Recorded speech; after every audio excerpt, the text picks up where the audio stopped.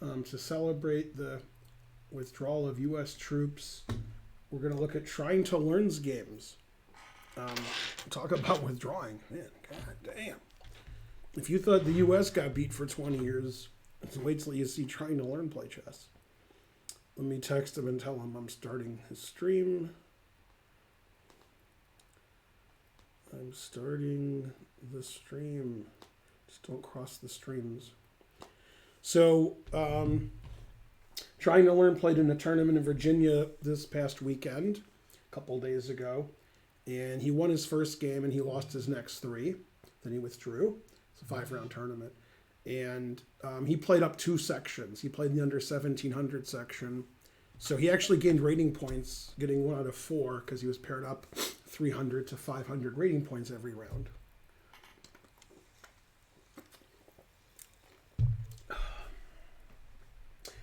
Yay, it's Tryingtolearn. I tried to paste his PGN, but it was no good. So I pasted the game, which was good. And then all the gobbledygook at the beginning, I just found his opponent's name and put that in myself. Yeah, there was a lot of gobbledygook, and then just, you know, it had like the FVN, and it had some other stuff. Anyway, before each game, I'm going to read to you his notes on the game, because, you know, this is an entertainment stream after all. I zoomed out a little so you could see my shirt more. If you can't see it, then you're shirt out of luck. To shreds, you say. Yeah, but how much is this apartment? Are players around 20? Chess.com doesn't have anything to do with FIDE titles. It's just a separate thing. That's like saying, do people who graduate from Yale like to eat apples? The answer is no. People who graduate from Harvard like to eat apples. But they're not related. So any rating you see that's an internet rating means 0. And any rating you see that's FIDE is some... Wow, can you guys hear me?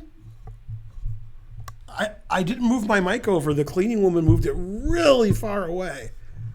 The microphone was like 5 feet away. I just noticed that my microphone was over there. Could you guys just hear me the same? It was way over there, my microphone. Too loud. Yeah, I mean, that was crazy. I just forgot about my microphone.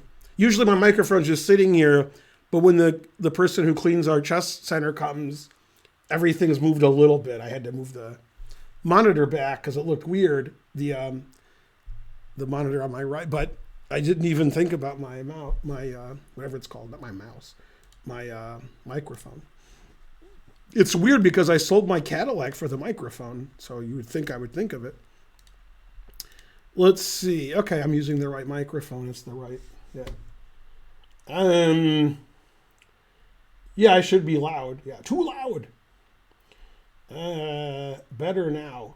Lawful Waffle 10 subscribed and Endless Sauce subscribed. I better refresh because I might have a train already and you can't see a train unless you refresh. Thanks, Twitch. It says a hype train is close. I need 100 sentences. No, we actually asked Consuela to clean the chess center when we opened it. And she said, no. And, you know, I saw her on the streets a couple of years later and I said, why didn't you want to clean our chess center? And she said, we didn't have lemon pledge. So I was like, all right. Yeah. This is the Atlantic Open.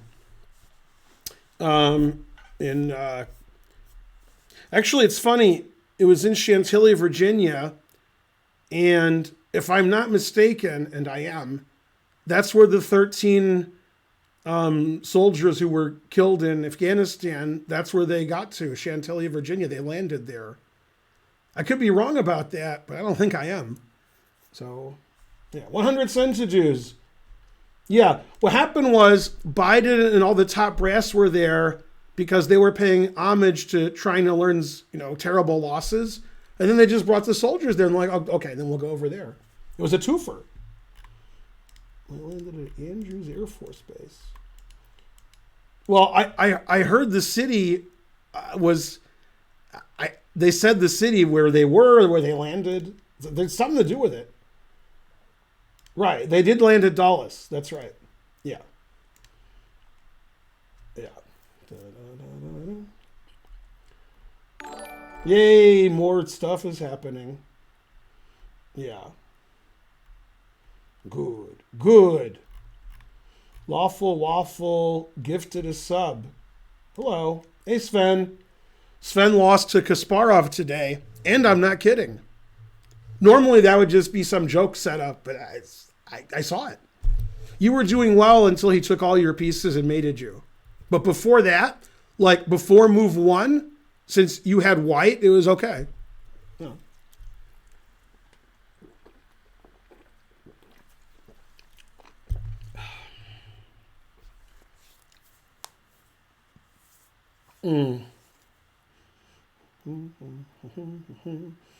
All right, we got 0% of level 2. That's pretty good.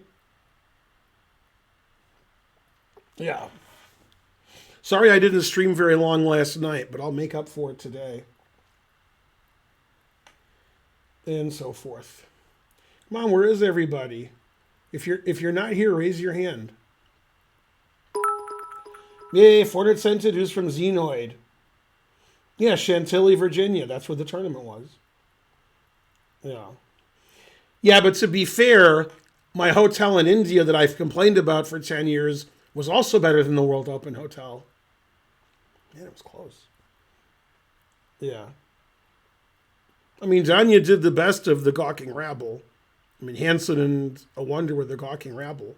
Man, A Wonder doesn't resign. So his opponents are always like plus 73 when he loses or they made him. Damn.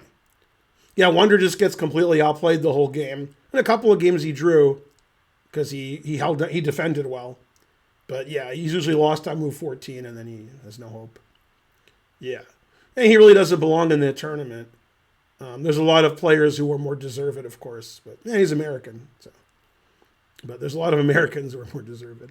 Hansen doesn't belong in the tournament either. But, you know, it's good experience for them. But it's just people to beat up on. Naroditsky, I don't understand. He's really good at bullet. He's really good at blitz. But he plays really slow, which is weird. If Naroditsky played faster, he would do better. But when he has less than a minute and his opponent has 7 minutes. And A Wonder plays super slow too. So he was always losing on time and losing on the board. It was a double whammy. Yeah. It's good to have some punching bags in these super GM tournaments. Because, you know, 1 time out of 10, they don't lose. So it's exciting. And then, you know, people get more points. So, I mean, Geary didn't have 15 draws. He only had 14 draws. So that, you know, gotta have some punching bags. Yeah.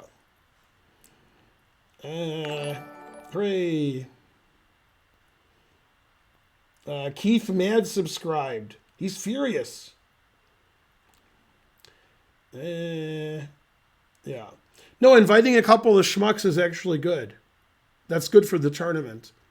If it's 5 draws every round, or 6 draws, or 7 draws, or 8 draws, that's, you know, these people, you have to beat them. It's funny, like, A Wonder was plus 1.2 against Magnus, or 1.3, and then he lost like it was nothing. Like, the next move it was equal, and the next move he was lost. And he got crushed from a winning position. It's funny. Trying to Learn gifted 5 subs. Thank you. Sand V. I'm not actually going to look at his games now that he's gifted the subs. I can leave. Sand V gifted 2 subs. Good, good. Yellow Rubber Ducky subscribed. Rubber Ducky, you're the one. Dun, dun, dun, dun, dun, dun, dun. Rubber Ducky. I always thought Ernie's Rubber Ducky was funny. But there's much funnier. Much funnier. In Blazing Saddles, Harvey Korman's taking a bath in his office on a bathtub, and Slim Pickens is using one of those brushes, and he's cleaning him, and they're having a talk about crime. And then Harvey Korman says, "Where's Froggy? Where's my Froggy? We must find my Froggy." He can't find it. So Slim Pickens, who's fully dressed, he puts his hand in the water to look for the ducky, and he grabs, part of Harvey Korman's anatomy. And Slim Pickens' name is Taggart. And he says, "Taggart," he says, "Oh, sorry, sir." And then eventually they find the ducky, or the froggy, and he goes, oh, froggy. Oh, froggy. Ribbit, ribbit, ribbit. And he falls into the bath.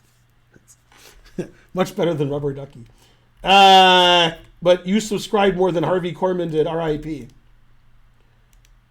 Mm-hmm. The sheriff is near. No, god dang it. I said the sheriff is bong. Welcome, new sheriff. I want to give you this Laurel and Hardy handshake. Good movie. And so forth. And so forth. Curried chicken, peas, and curried squash from a truck stop in Virginia. Frankly, delicious. Truckers know how to eat.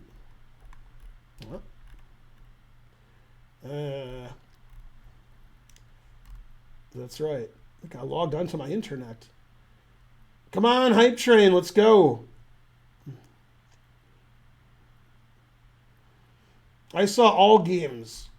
It took me 20 years to get to IM and 20 years more to get to GM. So in 9 years, I'll be the world champion. Just need that chip implant in my brain. 300 centidues from Mr. Party. Let's see, you followed me. You're following me now. Etc. Well, I mean, in 9 years, it won't be stockfish. It'll be something else.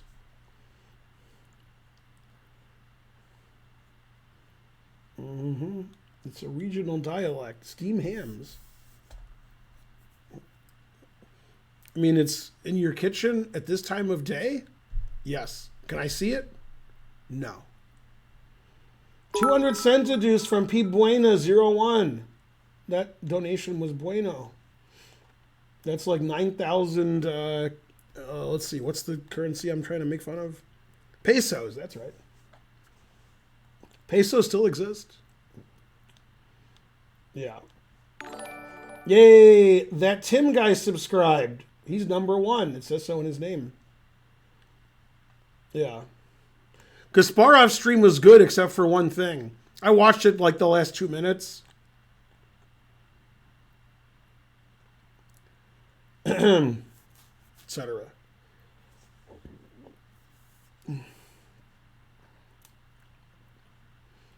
Yeah, I think he was getting internet lessons from Karpov.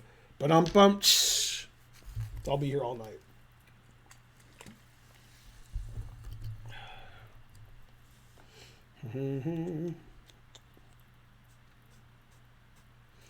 Man, we can't get another 300 centidues for level 5? I'm going to cry like a grandmaster. Go Sven. Somebody claimed they were a rook up against Kasparov, but they lost. But I didn't see the game or knew what they're talking about. The fact that they lost made sense. So. How was MIT send-off? Yeah, he's at MIT. It was good. Man, that's how you spell Feingold? No, I couldn't get the 300 centidues. Easy pickings. Man. It's 100% true, not just 90% true. Yeah. Easy pickings. On Taxi, Elaine meets an old friend of hers, and she's very successful and married, and her husband's a doctor, and trash talking, and then Elaine says, "Oh, I have a boyfriend too," and she goes, "Oh, what's his name?" And she says, "Bill. Bill what? Bill Board." They go, "That's an unusual name." He's like, "Yeah." So anyway, she talks Alex Rieger, Judd Hirsch, into coming to dinner with them, saying that he's her boyfriend. And he says, "How you doing? I'm Bill Board." And they're like, "That's a very unusual name." And he says, "You should meet my brothers, Clip and Switch."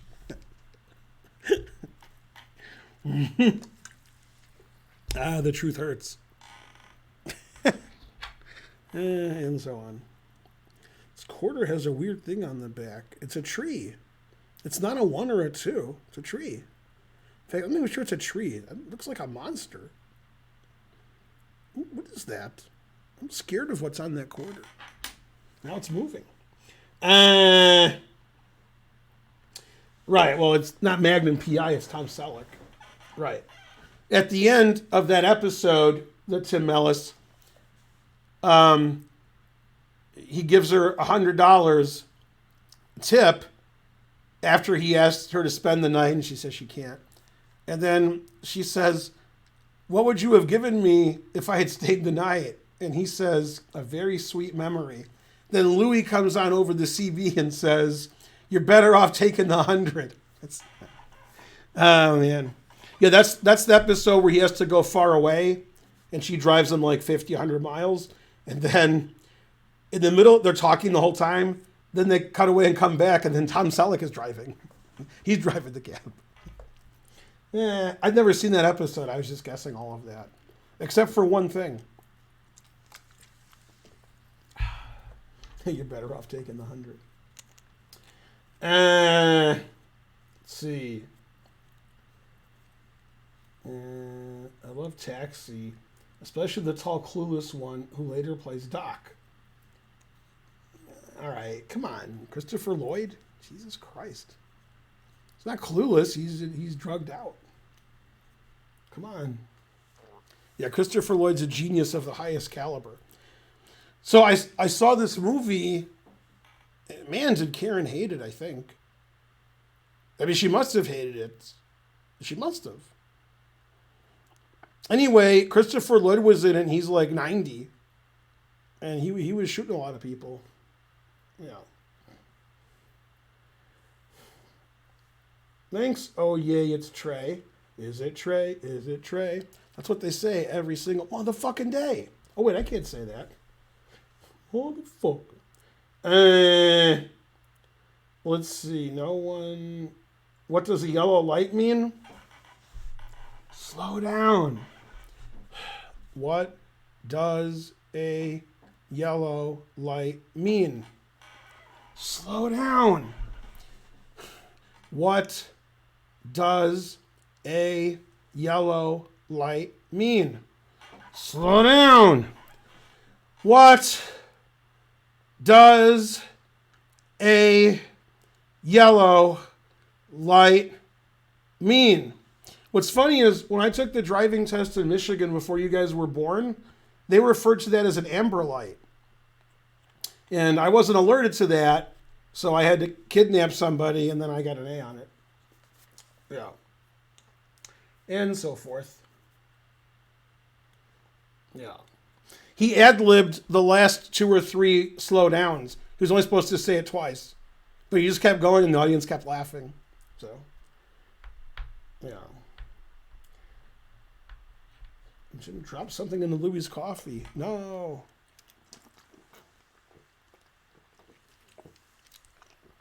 Did you guys see the Taxi yet with Ted Danson? What a great episode. What a beautiful audience.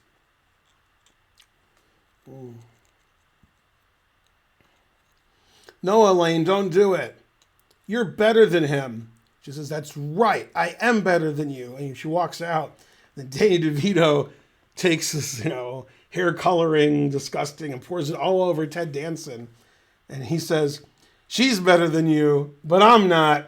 Then he finds some attractive woman and kisses her and then puts her away and then leaves.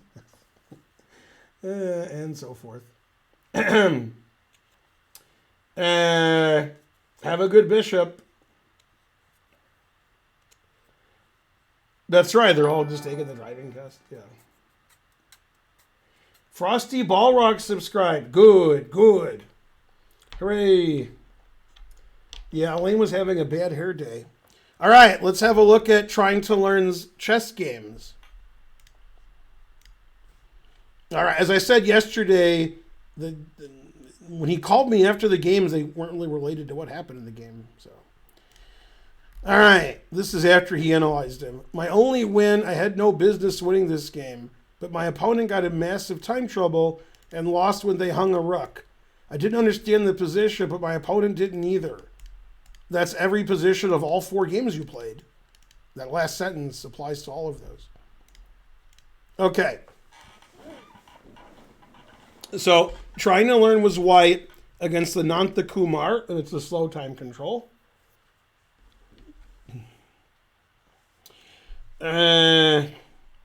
Accidents will happen. Let's see. I'm going to tell you something funny. You guys are going to laugh for 5 minutes. I'll wait, and then we'll continue. You ready? You got to be ready to laugh like for the rest of your life. So somebody put a marker on this. In life, there are people that I confuse. People who other people tell me have nothing to do with each other. They don't look alike. They don't sound alike. They're not the same age. But to me, they're very similar. To me, I have a lot of these people. And one example, which I've already told you, is Richard Rapport and Jan Christoph Duda. I don't know who's higher rated. I don't know who's better. I don't know who's older. And they're just the same person to me.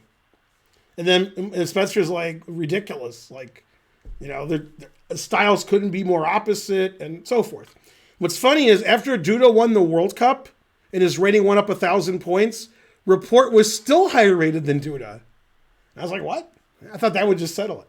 Okay, so there's two people that I confuse. Okay, now you're going to make fun of me in the chat for like the rest of the stream and the next stream and the next stream. Luckily, you guys don't remember stuff, so you'll forget about it next week. I confuse, are you ready? Elvis Costello and Lou Reed. So if you tell me a song by one of them, I don't know which one it is. I don't know which one's more famous. I don't know which one's more talented. I don't know. I think they're both dead, but I know one of them's dead, although I don't know which one. They could both be dead, but I don't know that because to me, they're the same person. So if one of them dies, the other one has to die. Sorry. I confess. All right. Slingshot 77 subscribed. Hooray! Yeah. So somebody tell me who's better, who had a higher net worth, if either one of them is alive, etc. I think Lou Reed's dead and Elvis Costello's alive. That's what I think, but thinking's not my strong suit. Yeah. You confuse Led Zeppelin and Aerosmith? Yeah, I don't do that. Nobody does that, just you. Lou Reed is the one who mumbles. Elvis Costello is still alive. Which one was in Velvet Underground? I don't know. I know one of them was. $2.99. Thanks, significant shrinkage. Elvis Costello is very much alive. Elvis Costello is more famous and Lou Reed is more talented. Lou Reed is a better songwriter, but not a better performer. I like Lou better. I only know Elvis Costello because of Austin Powers. Oh, Gary Busey and Dick Nolte? Yeah. I don't confuse them, but yeah. That's very reasonable. That's not unreasonable at all. Yeah. Lou Reed is the coach of the Kansas City Chiefs. What? Elvis Costello can actually sing? Yeah. Smashing Pumpkins or Pearl Jam? They're like nothing alike to me. That's easy. Billy Joel and Elvis Costello? Nope, not at all. Yeah. Yeah, Linkin Park and Limp Bizkit, just because their names are... Yeah, I do that too. Yeah. Okay, so somebody do a poll. Who's better when, in their prime, Lou Reed or Elvis Costello? And not in the poll, is just who made more money in their career? What's the answer? But who's better should be in the poll, Lou Reed or Elvis Costello? Lou Reed is more dead with Metallica. Gary Busey from The Simpsons. That's true. They're not the same person? Exactly. Lou Abbott. Well, it's Bud Abbott and Lou Costello, so there is no Lou Abbott. Buddy Hackett's a person. Lou Abbott is not a person. So, yeah, you're crazier than Fox News over there. Dayman. Yeah, confusing Dayman and Nightman is also, yeah. Ben Stiller, Adam Sandler. I don't confuse them, but I sort of understand. Fred Durst and Kurt Cobain. Spelled Cobain wrong. Terrible. Ariana Grande and Iggy Azalea. That's two sides of the terrible coin. Yeah. Emma Stone and Emma Watson. That's because their names are Emma. But yeah, you're right. Darren 1 and 2 on Bewitched. John Boyd and Angela Jolie.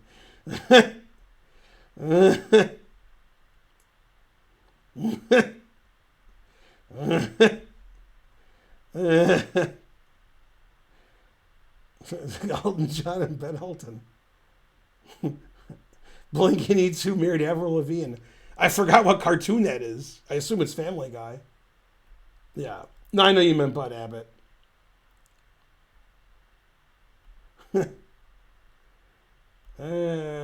Reed was blah, blah, blah. He's a monster. What? All right, let me see what the poll's doing.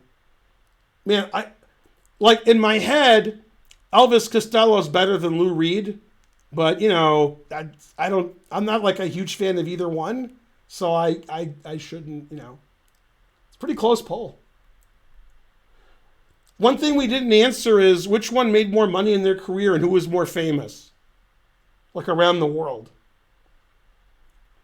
And you spelled Pullman as wrong as you could. And Jeff Pullman, Chris Rock, and Chris Tucker.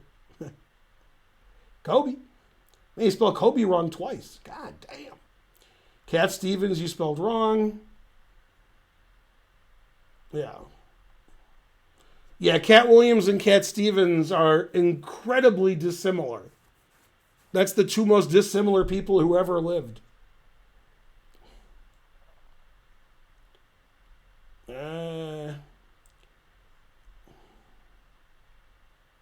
Lou had a higher prime. Elvis had a better career. Blake Shelton and Blake Griffin. Etc. Costello was more famous and richer. Costello, let's see, wait. Elvis made much more money, but that's because there was a lot more money in the business. So Lou Reed wins. He's better than you know, what Cat Stevens were we talking about? Oh yeah, Elvis Costello. Yeah. All right, that was important. Okay, Tryingtolearn's white, plays B3. Okay. So Tryingtolearn hasn't made any mistakes so far, which is odd, because the game is already 4 moves long. Okay, this position's occurred many times in chess. I always play D4. You could also play Knight E2. You could take this and double the pawns. You could play C4. I've never seen H3, so that's a first. It doesn't lose, so I guess that's, you know. Okay, now your opponent played totally insane. H5 is just nuts. This is worse than usual because about 98% of the time, black castles kingside from that position. Now castling kingside looks sort of crazy. So this is incredibly poor. This is just like, it doesn't make any sense, but it's not bad. Okay, knight F3 is okay. Bishop D7 is okay. Knight C3 is very weird. When you play knight C3, you want to play queen E2 and castles. But, you know, I probably wouldn't want to do that. You can.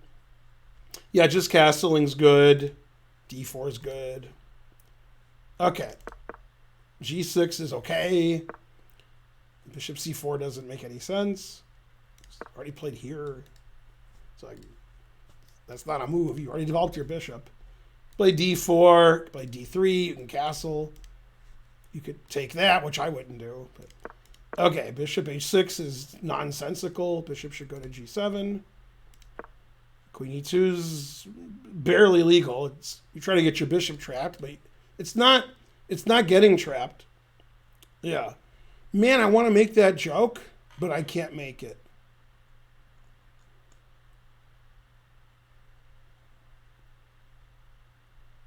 It's a really good joke.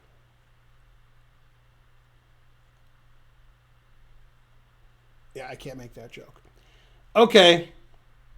Obviously, it had to do with that it's barely legal. Okay. Queen e7. Yeah.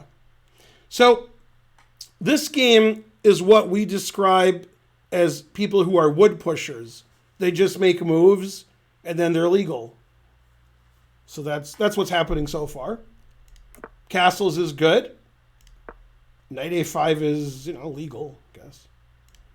Okay, knight b5 is from another planet, I guess. Doesn't make any sense. Let's see, in this position, the engine just wants to play d4, which it does every move. You got to challenge the center. You can't just let center pawn sit there forever. Okay, bishop f5 is not the best. Knight h4 is weird. d5. Yeah. So d5 looks really good, and it sort of wins a piece, and it's fine. Now, irrespective of the value of your moves, okay, not like that's good, that's bad, that doesn't matter. When moves are good and bad in this kind of environment, it's not because of the analytical powers of the players. It's random. Like, this could have been good, or it could have been bad, and this could have been good, and this could have been bad. And the players don't know. They're just like, I hope this is good, so I'm going to play it. Okay. That's fine. That's how you guys play. Now, this is what is important. When your bishop is developed and you block all of its squares, you have to realize you're doing that. You can't go here, you can't go here, and you can't go here. And the reason you can't is because you played those moves. You played here, you played here, you played here, you played here. It wasn't because your opponent did something. Your opponent did nothing. So now there's all kinds of issues like c6, d5, e4, or just d5 right away. Now, since your opponent's bishop is here, which is nonsensical, obviously should be here. Diagonal's open, and he's hitting on nothing. Okay. Because of that, he's not completely winning. If his bishop was here, I think he'd just be winning by playing d5. Okay. Now, here's why what you're doing is wrong. Not because the engine says it's wrong. Not because I say it's wrong. Not because every player on Earth says it's wrong. That's not why it's wrong. And not because people from other planets and universes say it's wrong. That's not relevant at all. The reason it's wrong is you're making moves with one move threats, which I told you not to do. And then when your opponent does something about it, you make another one move threat, and you don't know what your opponent's doing. You don't realize your bishop is trapped. I mean, you have to realize your bishop doesn't have anywhere to go. That's what you have to realize. And if you're like, oh, no, I saw c6, and here's my analysis, and I saw d5, and here's my analysis, and you were wrong, that's okay. Nothing wrong with that. Sometimes you're wrong. But if you're like d5, oh, my bishop's trapped, that's what's wrong. Turns out, because your opponent played knight a5 and bishop h6, even though your bishop's trapped, you have tricks to escape because your opponent's moves don't make any sense. Okay. And here you gave up. Okay, because that's what you did in college, is you majored in giving up. So if you take the bishop, which was the reason you played knight h4, that's why you played knight h4. And then he takes back. The only way to save your bishop is here, because that's the only way to save your bishop. Now you're afraid of two moves. You're afraid of e4, and you're afraid of a6, and then e4.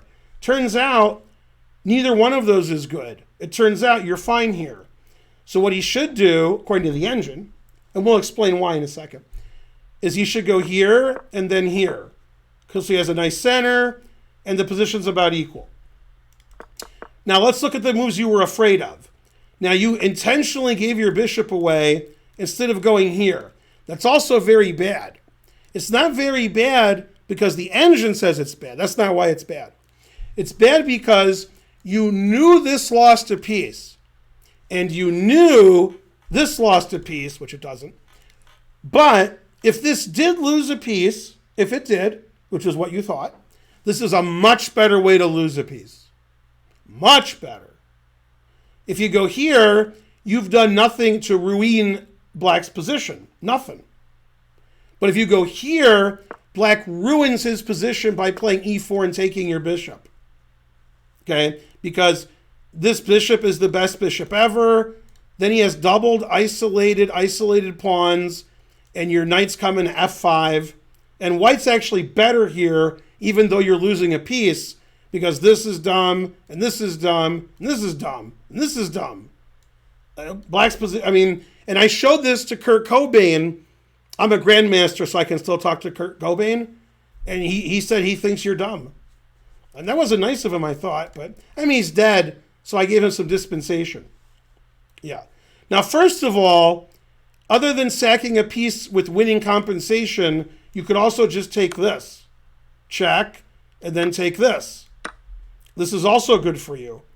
Then if he takes your bishop, now this is hanging, this is hanging, this is hanging. These are doubled. This is isolated. He can't castle, etc. Well, they can't castle that way. And you're better here. And you can see this pawn structure is awful.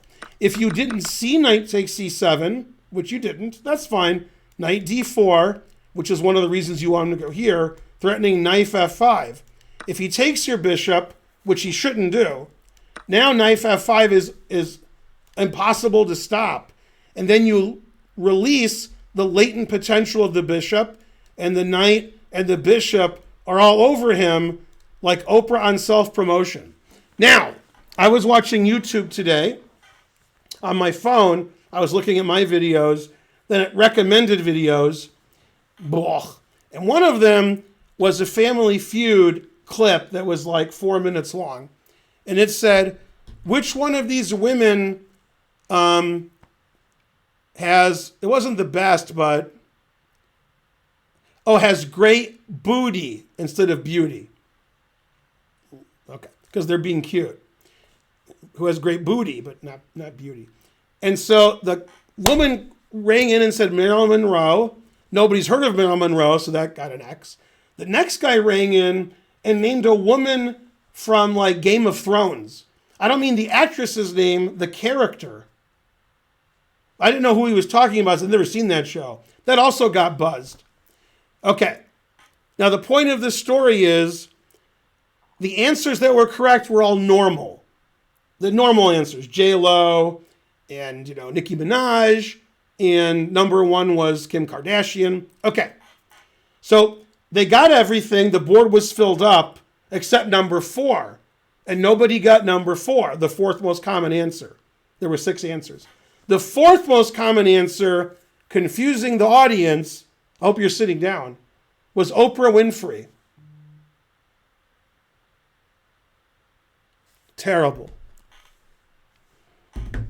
Yeah, that reminds me of this game. I don't know why. Yeah. This is all true story. I can't make up something that's silly.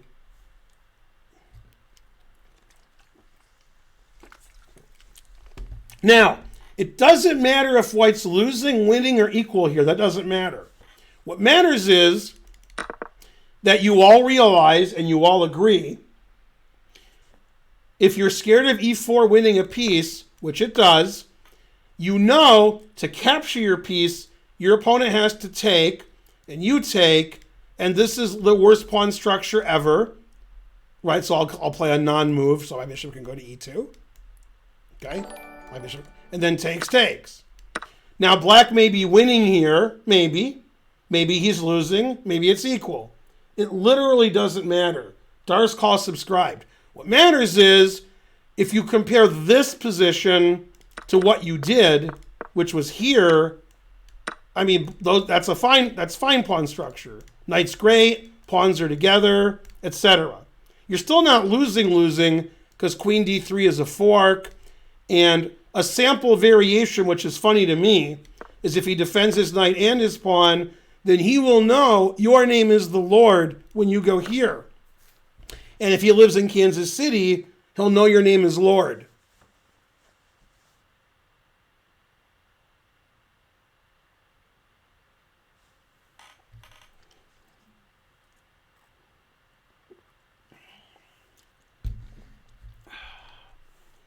Why do I have 1,500 viewers? Am I being embedded or something? I didn't see anybody raid me. Did I miss a raid? Why not hanging checkmates? I don't know. Hanging checkmate's bad. Bishop takes f6, queen takes h5. Are you suggesting bad moves on purpose? Yeah. They're on purpose. I mean, queen here's mate, and bishop takes wins, and that's an absurd... I mean, to win this pawn for your bishop is frankly ridiculous. Okay. All right. So in this position, you play bishop takes d5. Blah. Okay. You played knight c3. Now, here's what's funny. Many times, I've told Trying to Learn not to make moves like knight h4 and knight b5. But he literally can't help it. He can't. He has to make one move threats instead of improving his position. He has to. But when your bishop goes out to the 4th or 5th rank, which is where it usually goes, you can easily get trapped if you don't have escape squares. You got to have escape squares. So when your bishop's on here, and then you can't go back, you don't lose your bishop. Terrible. All right. Yeah. Usually he's complaining about my analysis. Where did he leave already? Oh, yeah. And this is why super grandmasters play slowly. You can't play queen b5. It's not your turn. Okay, you have to know whose turn it is in chess. See, the knight's here. Can't play queen b5. After here, it's not your turn. All right. If it was your turn, this seems pretty reasonable. Looks good. I guess then knight c6, queen takes. And then I don't know what to do. I guess you're winning. Okay. Now, so in this position, he played knight b6. That's, not very good. Now you have a free pawn, and then this pawn's weak, but you checked attacking the knight, even though it doesn't make any sense. Once he plays knight c6, you're like, why did I play queen b5 check? So I don't understand that move. I understand this move. It wins a pawn and threatens another pawn. So black defends his pawn, then it's your move again. So yeah. Let me show you a computer line to show you how bad everybody is at chess. After this, the engine plays here.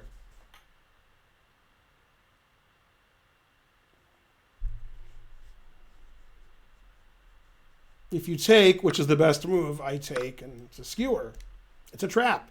Now, the best move is, there's only one move here that gives black the advantage. Every other move, white's winning. It's the obvious move. This. I did it like this. I did it like that. Then takes. And black is up a piece.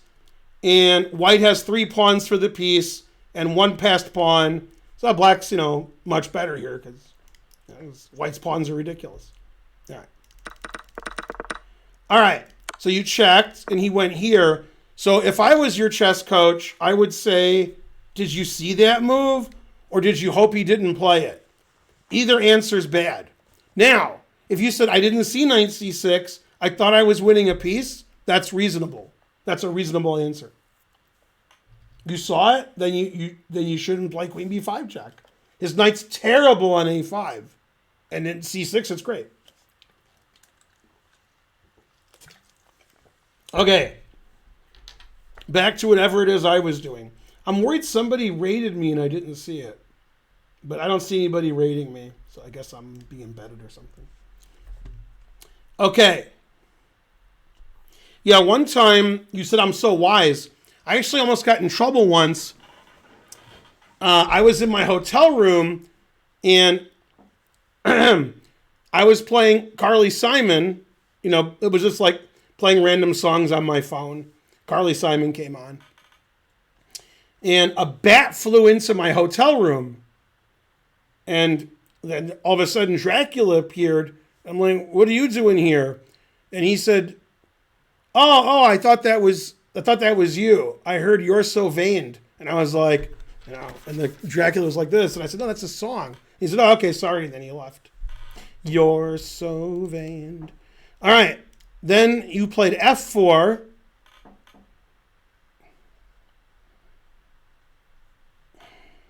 I mean, this bishop is hitting against a rock here, and you made it just hit Afghanistan. I made that joke up once when I was listening to Simon and Garfunkel. Now you know what it's like when God tells a joke. You spelled too wrong and too soon. Jesus.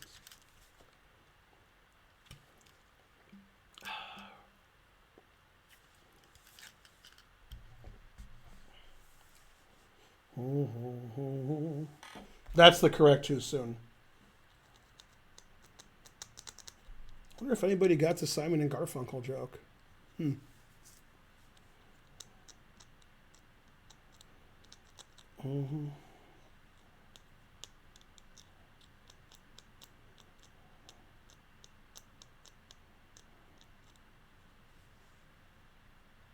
I am a rock. I am Afghanistan. And Afghanistan feels no pain until the U.S. withdraws. Dun, dun, dun, dun, dun, dun. Okay, yeah, this move's not good. It helps this bishop. A6 is legal. Queen E2 is barely legal. Okay, you could just take it on F4, but castles is fine. Oh, now you take the pawn when it's risky. That's good. You gotta play risky.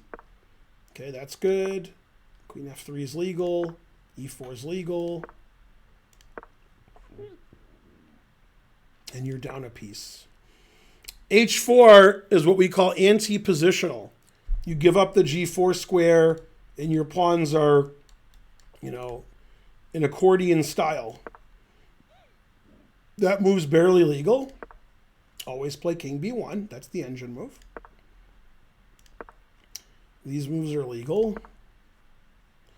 And moves are pretty good. Pretty good.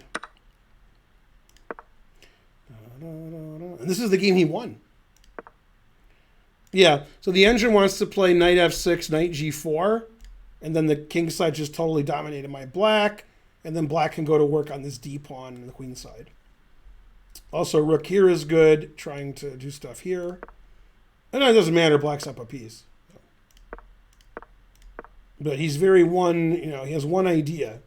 Like Fox, he has just one gun. Not sure what his idea is. All right, that move's a weird move, but it's legal. After King A2, it doesn't make any sense. He played King A2. This move actually gets checkmated. That's what he was hoping for. You can't go here because of mates. You have to go here. Check. This is the only legal move. And then the only way to stop mate is to play King A2. And then Rook D3 is the quickest win. You can also play Rook D5 with this idea, which is the coolest way to win. But the quickest way to win is to go here, threatening mate, and after takes, you have your choice of mates. So you correctly didn't take his quote-unquote sacrifice knight and play King A2. Then he played the most nonsensical move ever. What? It's funny, like, how your opponent lost his way. He had tunnel vision. Like here, all he thought about was moving all his pieces to your king and mating you. He didn't care if he had to sack all his pieces or not. He's up a knight for nothing. So everything wins. He doesn't have to like force the issue and let you queen your h-pawn and sack everything. So every move he made was to mate you. He had no interest in the rest of the game. He just wanted to mate you. He's like, I don't care what white's doing. I got to mate him. Does it work? I don't care. Now, I have a question for trying to learn. I don't know if you know the answer. Did he see queen takes rook or he didn't see that? I mean, if he saw it, it's a very strange move. Yeah.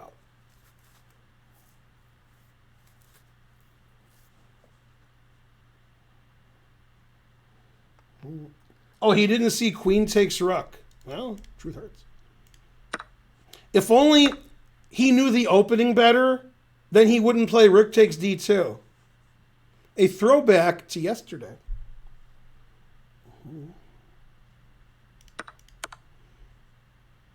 All my chess games seem so far away. Dun, dun, dun. Queen e1, always retreat. c4 is explosive. Man, truth hurts.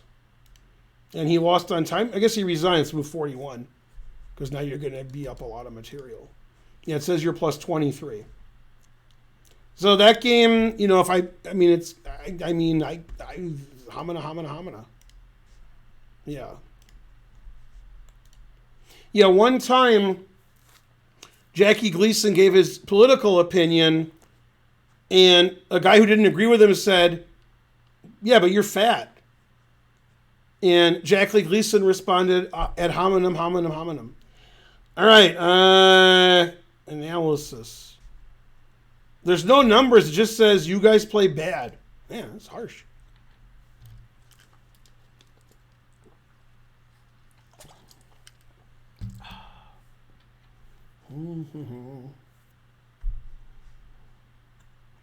What section is this? The section that's not good. Good. This is the under 1700 section. Yeah. Yeah, what happened was Trying to Learn didn't use any prophylaxis at all that game. So due to that, he played in the C section.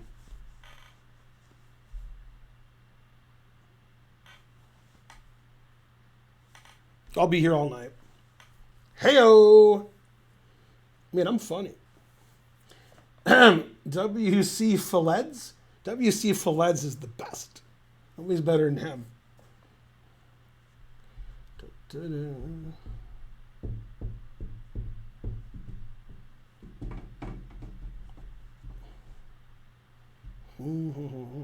Yep, Karen's a lucky woman. Very lucky. You know, unlucky is a kind of lucky. Yeah, last night when I got home, Karen was asleep. But I woke her up, and then she couldn't get to sleep. She thinks about the fat guy annoying her. We got it too deep, possibly. 6:51. Let's get that train going. Well, it's been 53 minutes, so we need another like 12 minutes. They said you was hung, and you was right, or they was right. Karen getting that Blazing Saddles joke in. Dun, dun, dun, dun, dun. Why, Mr. Let's see, what was his name? They got sued and had to settle out of court with who? Just a second.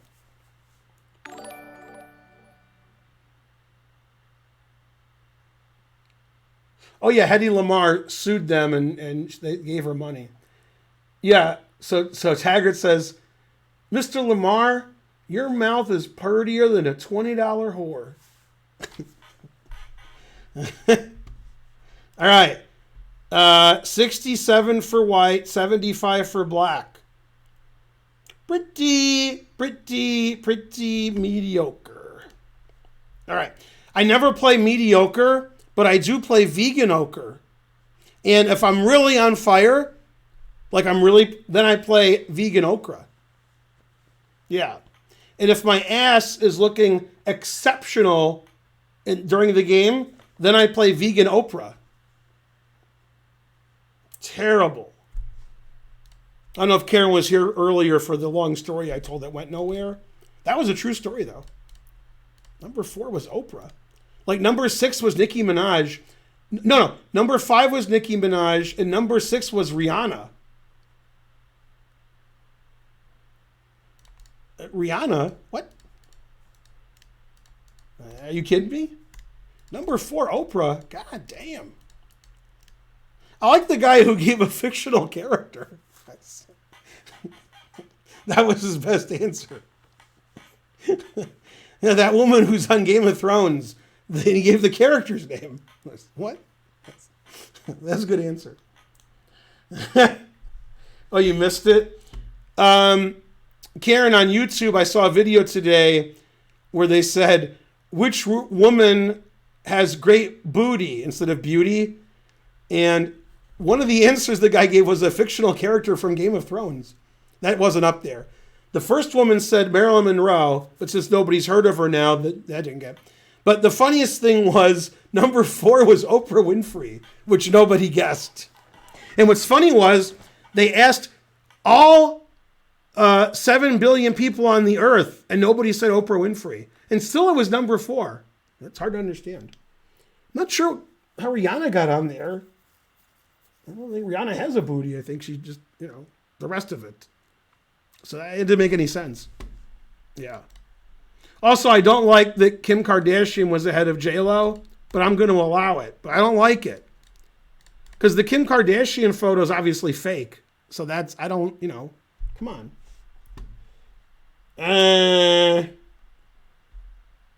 Nicki's butt is fake. Nicki Minaj. Yeah, a lot of their butts are fake. Yeah. Yeah.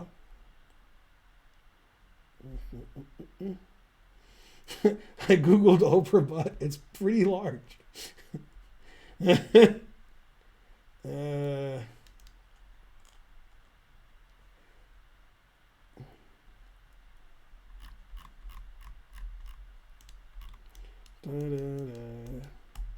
don't know who Iggy Azalea is because I confuse her with whatever the joke was earlier. I forgot. Who do I confuse her with? Some other terrible female singer? I forgot what the joke was. Yeah.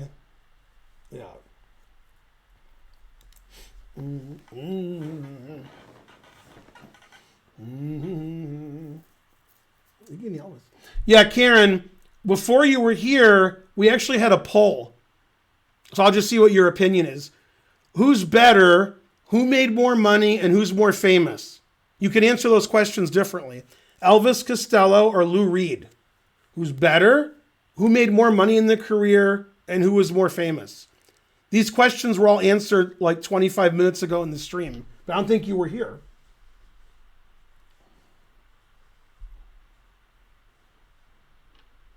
No, it could have been Serena Williams. Yeah. Serena Williams is known for her tennis, but I don't know. Lou Reed more famous. Lou Reed is more famous than Elvis Costello. All right. Somebody said Shakira, but it wasn't up there. It went, Shakira's a good answer. Lou Reed is more known in New York. Elvis Costello is more known in Detroit. I'm talking about the whole world. Jerry Reed. Pseudo Ryman subscribed. What? Oh, Ariana Grande and Iggy Azalea. If they were standing next to each other and I was offered $1 million to walk away or $1 billion if I could point the two out, I would do the billion because, I 50-50. It's not more than 50-50. It's not. I have no idea what either one looks like. So if they're standing next to each other, they said which one's which, I guess. Yeah. You like Elvis Costello better. Lou Reed, Elvis. No, I was telling people on the stream I confused them. They're the same person to me, even though one's alive and one's not. Yeah. Anyway, there's many scenes in Taxi, the television show, that are the greatest scenes ever in TV. One of them, Latka decides he wants to be a playboy, but obviously the way he dresses and the way he acts and the way he talks, women ignore him. So he's learning how to be like a gigolo kind of guy. So he's dressing like really current in the 70s, and he's talking much differently than the Latka character. He's like, "Hey, baby, you're looking fine today," instead of his usual, ibida. Then he's got headphones on, and he's like doing this, and Danny DeVito takes the record and does that. He goes, "Hey, man, what is your problem?" He says, "You shouldn't do that to Elvis Costello. I was listening to Elvis Costello." Oh, man, that was great when he had split personalities. Okay, back to whatever it is I was doing. Bonarici, Sweet, Sweet Jane. Yeah, if you listen to Lou Reed in Paris sing Sweet Jane live, then you see the Cowboy Junkies of the other group, Velvet Underground. Velvet Underground and Cowboy Junkies, that's also the same group, but we'll get to that later. Whoever sang Sweet Jane that's on the radio and was not live, it was studio. If you listen to that, then you listen to Lou Reed live do Sweet Jane in Paris, it doesn't sound like the same song. It's like it's two different songs. It's the same song, the lyrics are the same, but you can't tell. All right. Yeah.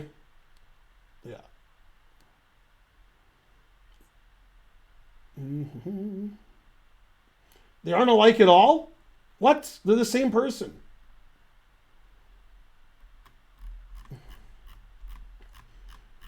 Lou Reed was voted better by the chat, 58% to 42%.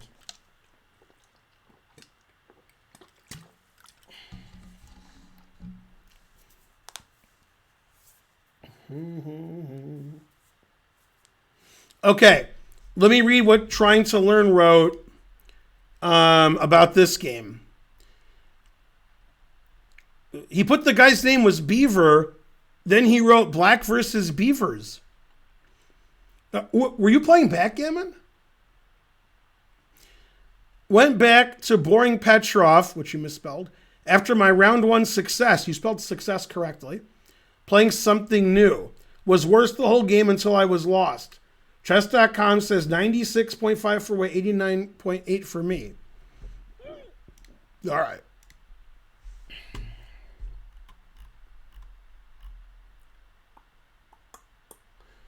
Lou, you know who likes Lou Reed? And I mean he really likes Lou Reed. Is Stuart Rachels. He loves Lou Reed. Yeah. Yeah, that's right, Bonarici. Very good. Yeah.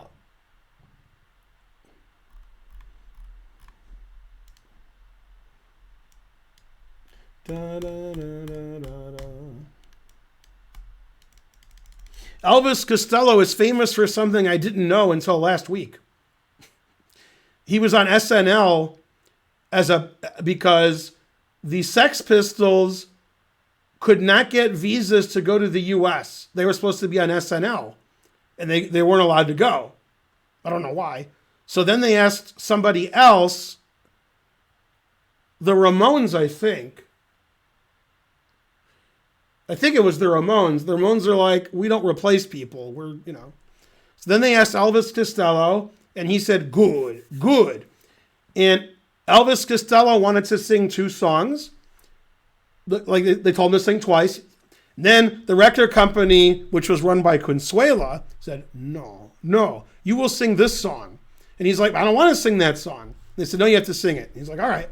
And that song talks about things that people in Britain know about that nobody in the U.S. knows about. They refer to some British person who's famous, and Americans don't know what the fuck that is. So anyway, they start out, they're doing the song, and like 13 seconds in, he stops. He says, wait, stop to the Gand. He says, yeah, that doesn't make any sense. Let's do this other song. And they start playing another song on SNL live, and the people who ran SNL were furious they had great vengeance and furious anger because they were going to poison and destroy my brothers. And you will know my name is the Lord when I lay my vengeance upon you. Anyway, so then they wouldn't let him on SNL for like 16 years, and then he came back on after that. So don't forget that. I don't remember that, but I learned about it last week. He gave an interview on Howard Stern, and they were talking about that. Yeah. Radio, that's right. Yeah. No, they switched to radio. Yeah, that wasn't the song. It was, I forgot what the song was. They stopped, then they went to radio. Yeah. He still writes the book. Yeah. It's funny. Lou Reed had some kids at that point, and they said, your band, your children, and your children's children. But it was only for 3 months, so it was okay. No, he didn't rip up the picture of the Pope. That was, I know you know who it was. It was Sinead O'Connor. Yeah, that wasn't good for her career. Also, the way she looked wasn't good for her career. God damn. Yeah. It's funny, when Sinead O'Connor was on SNL, she tripped walking into the building, and she got injured, and there was a tree that she hit, and every branch of the tree fell to the ground. Yeah. I mean, she was on the ugly tree, and she fell off, and every branch fell. I don't get my jokes. Okay. Right. Yeah, she ripped up a picture of the Pope, and the Pope was like, they asked the Pope about that, and he said, say, what? I'll excommunicate your ass so quickly. She looked dumb bald. Yeah, truth hurts. Yeah. By the way, if you want to hear a really good version of Nothing Compares to You, which was written by Prince, obviously, who's that guy who's dead? Everybody's dead. Man, that doesn't help, does it? Who's that guy who's alive? Chris Cornell, live in the studio, doing Nothing Compares to You. Man, he can sing, and then some. Yeah. It's the only good thing that Jimmy Fallon ever did in his life. When he was born until right now, Jimmy Fallon did one good thing. One. Chris Cornell came on and sang Redemption Song on his show. So what you're going to do now, go to YouTube, type in Redemption Song, Chris Cornell, Jimmy Fallon, listen to it, and I'll start streaming again when you're done listening. All right, I'll be back in a few minutes.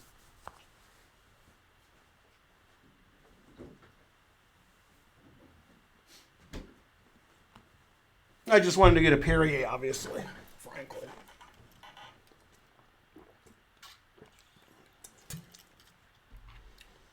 Yeah.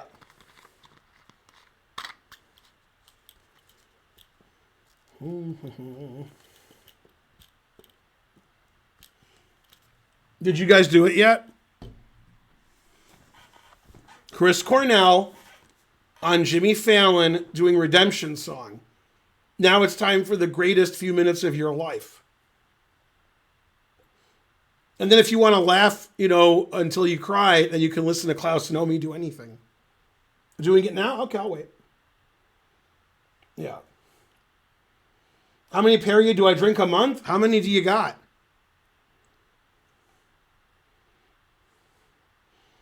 Yeah. If you listen to Chris Cornell sing that, you'll know what it's like when God has a gun singing live.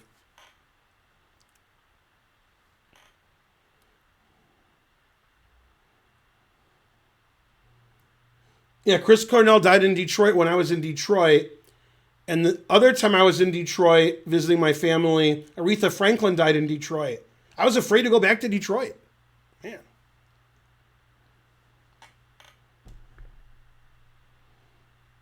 Your band, Chair 78. Banned. Fallon is awful is correct.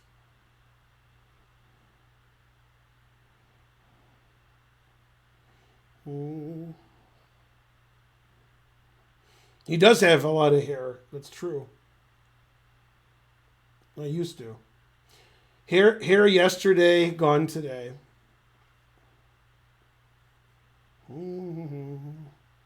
Great stream, huh? Time for the second train.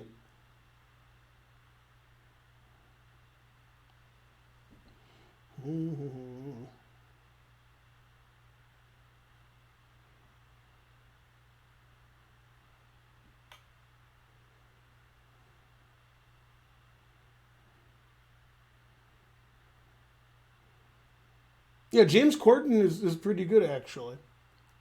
Yeah. Blind Simul X. Nice. No, Jimmy Fallon's worse than F6. Never watched Jimmy Fallon.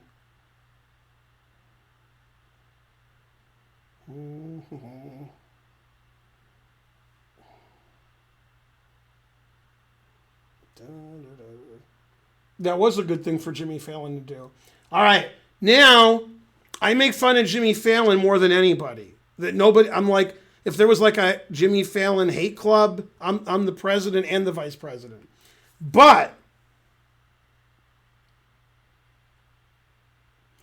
based on my audience, you guys, there's something that I sort of like, and it'll be the greatest thing you've ever seen in your life because, you know who you are. Jimmy Fallon again, and they're all dressed as chickens, him and 3 other famous people or 4 other famous people, and they're doing the song Ho Hey. I think it's called Ho Hey, or Hey Ho, I don't know. And they're doing it as chickens. So it's just chicken noises. You know what I'm saying? And one of the guys is famous. He's from a show I never saw. But he's always in a lot of memes. The guy with the mustache and the hair. Not Community. What's the other one? The one that's not Community.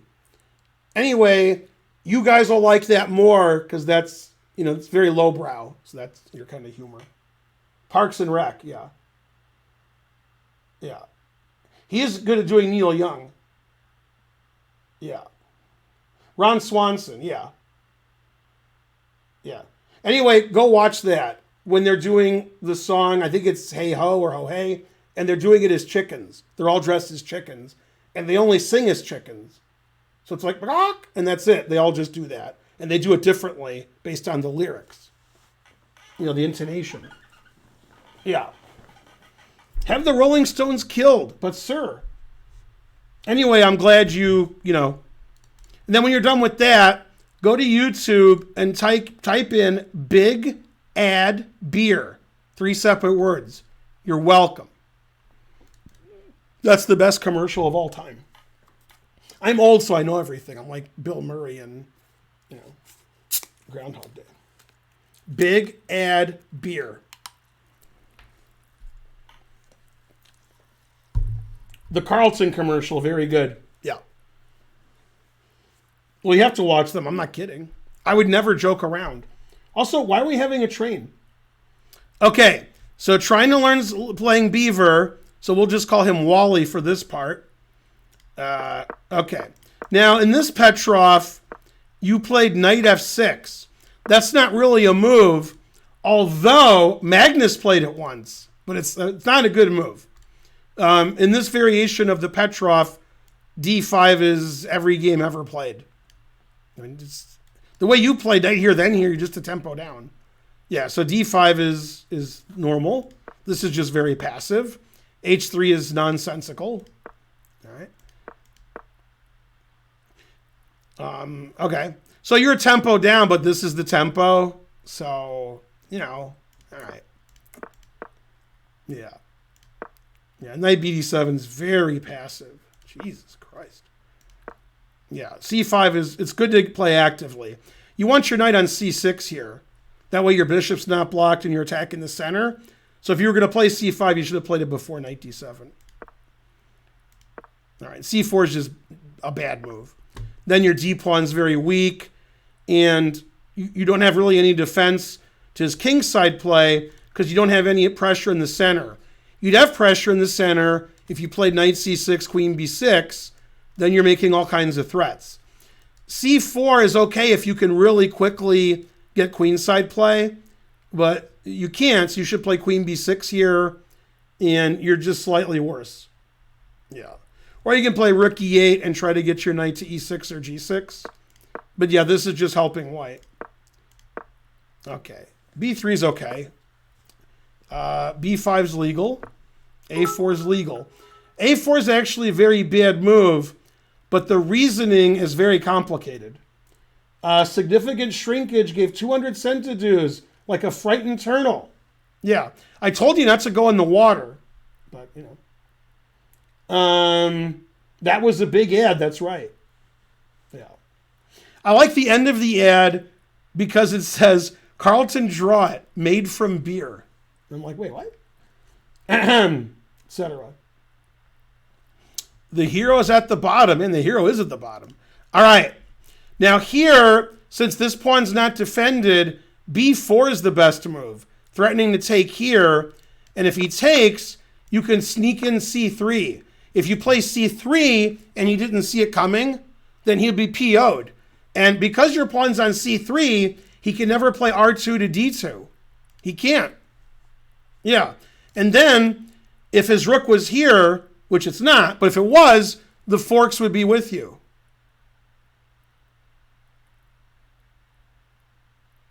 Okay. And then you would take this and you're better because that pawn's pretty nice. And otherwise you're taking this. So b4 is an equalizing move. You played bishop a6. Doesn't lose. Yeah. And you don't want to give up the two bishops because what else? So you should just take with the pawn. Taking this is bad because you have a bishop. You got two bishops. You know how to use them. They never beg. They know how to choose them. So if you take with this pawn, you'll still have your bishop. The knights will be superfluous, and your bishop can eventually go to c6 and find greener pastures. That's why I made the board green. This would be red pastures, like when they murder all the cows, so they can get milk and beef. Then the green grass turns red. So I hope you're ashamed of yourselves. You should be. Yeah. That milk is for the calves, not for you. If you want milk from an animal, go back to when you're a baby and hit up your mom. Yeah, word to your mother. Look at this. The cows are all dead here. Horrible. What's wrong with all of you? All right. Where's my donations? Yeah. Frankly, delicious. Now, if you've never seen the show Afterlife, Ricky Gervais, in one of the episodes, they go to this woman's house because she makes food and stuff with her milk, with her breast milk. And then Ricky Gervais is explaining how it's disgusting and nobody would eat it, and the guy with him is just eating all of it. Nom, nom, nom. Yeah, that's a great episode. Yeah. Frankly, great.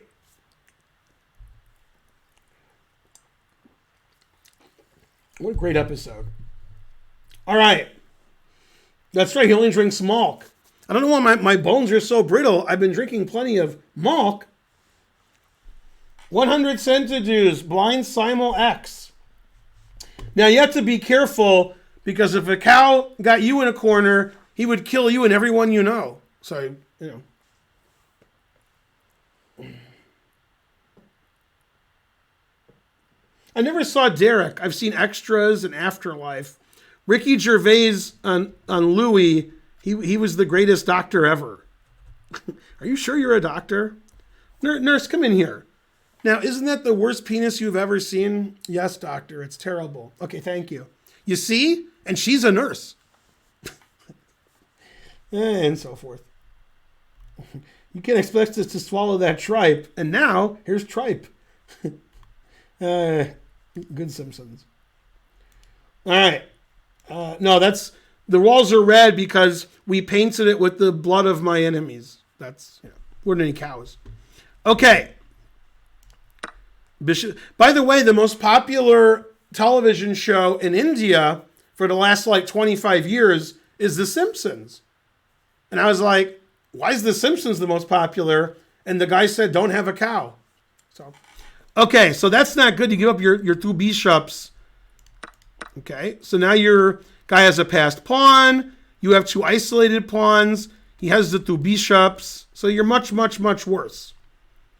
Okay, he played bishop a4, pinning your knight. Knight d5 is a good move. Bishop d2 is a good move. Yeah, you can't play rook f8 because rook's on open file. You have to find something else to do. Probably knight to b6, attacking his bishop and defending your knight.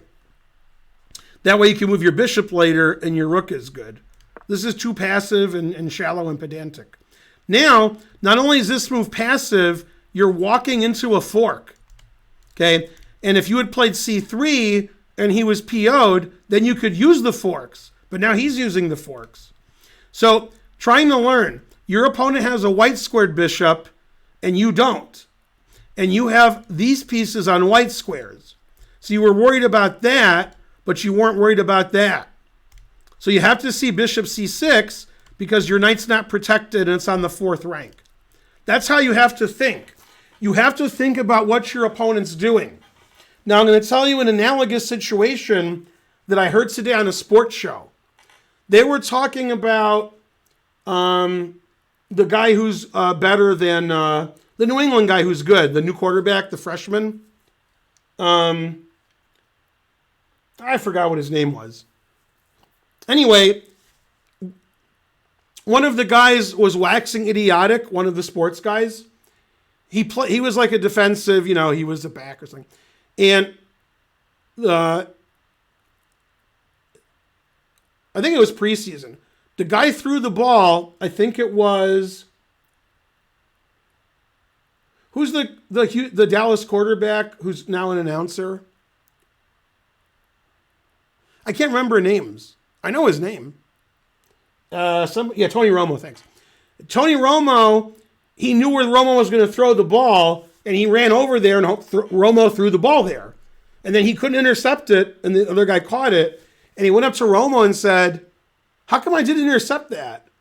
And Romo said, "Oh, I wasn't looking at the receiver. I was looking at you. I just threw it so you couldn't possibly catch it." Okay? And in chess, you don't look at what you're doing. You look at what your opponent's doing. Now, if your opponent's Tony Romo, don't play football with him, but, you can play chess with him. Okay, so this is the move that's coming. Okay, this isn't even a threat. That's nothing.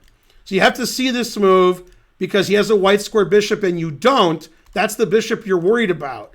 You were worried about a non-threat, like if knight e5, I can play knight b6. I can even sack the exchange. But that's a threat. Okay. He made the threat move. Okay. Good. Yeah, and then he took a pawn. Can you save your pawn? You can play rook c8. It looks like you didn't even see this. You saw, I think you just didn't see the pawn was attacked. I mean, it's explosive. So, knight takes. Knife f4, threatening checkmate. d5, never play f3. Good. Man, you don't have any pieces left. Put it in f. Yep, the sacrifice is good because you were dead lost. So you got to try. You can't really promise to try, but you can try to try.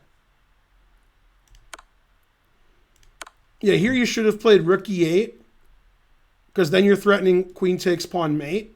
And then he might be flabbergasted instead of gasted. Play here, he just runs away. And this is like my game with Dave Arganian from 1992. The move rook e8. Okay, and I'll show you that game. This was played in 1992 in, I think, East Lansing. It was definitely the Michigan Open. No, I'm sorry. Here. Let's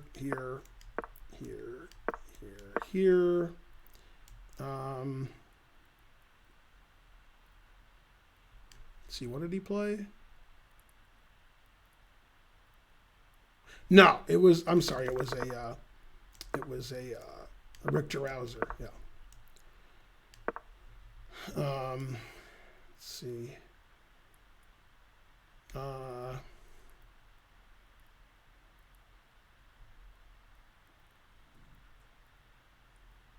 That's the knight b3 line.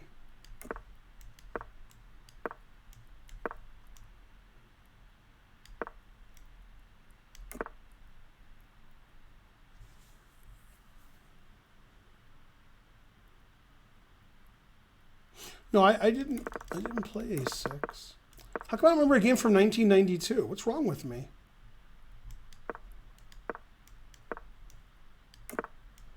Yeah, this is the game. Sorry, I'm sorry. I'm an old man.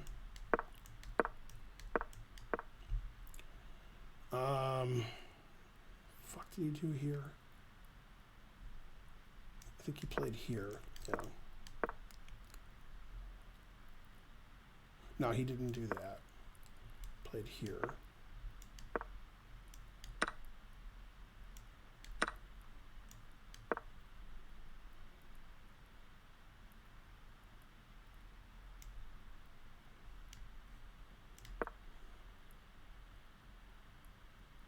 Man, what's wrong with me? I can't remember stuff.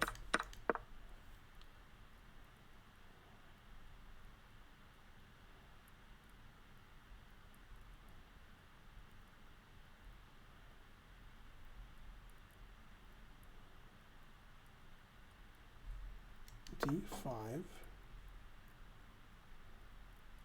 Oh, that's right. And then he played here, I think. No, he took. And I took with the pawn.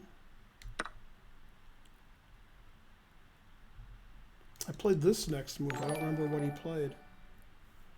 Damn it. Janet.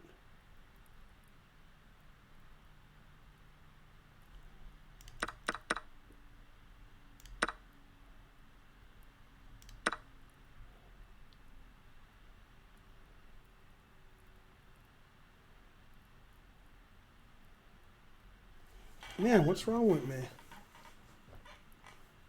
Give me like an hour. Donate or something. Alexa, turn off the lights. All right, now go turn your lights back on. Give you something to do.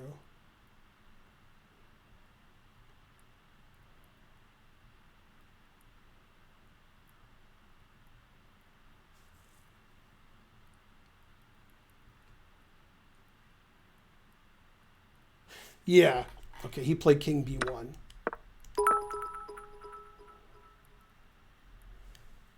Thanks, Curious Chimpanzee. Thanks, Bishop Takes. I got your lights. Good. Yeah. Hooray.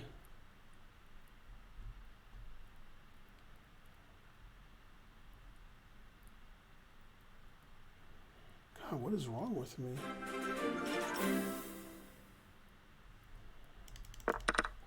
Thanks for the $11. I have to actually go on the web and look this game up. I really can't remember this game. Oh, I think I played D5 here.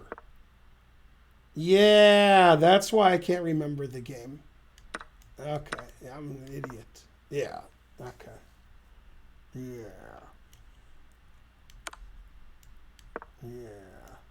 Now I remember the game. Yeah. Sorry about that.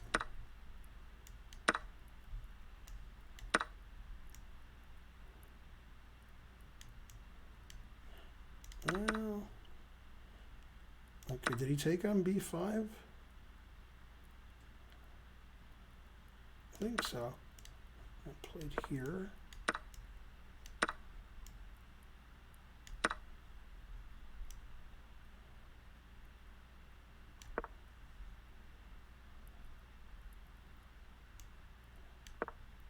Okay. Now in this position,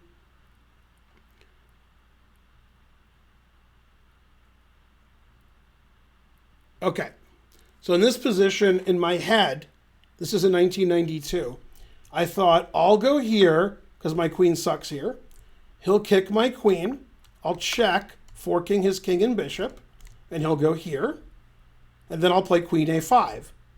So I saw this position when I played queen f4. So I played queen f4, and this is what happened. I picked my queen up, I picked it up in the air, and then I went, oh. And then I put it back on f5. And I was like, oh, bishop b6. I didn't see bishop b6 when I played queen f4. So then I thought, well, I have to play this. What else can I do? And the answer is this. And I was like, fuck that. I'm not playing that. So I played queen a5. Okay. Then I took this. Then he took this. And I took this. And he played here. And, okay. And here I'm down a rook and a bishop. But it's probably about equal. And I played the only move here. And the reason I'm showing you this, if we can remember that far back, is because, sorry, it took me like an hour to remember this game, is because in Tryingtolearn's game, in this position, you could have played the same move I played. It doesn't work, but at least you're trying. And that's rook e8. Okay, and now that'll help you figure out what I did. Where is it? In this position. I played the only move that doesn't lose.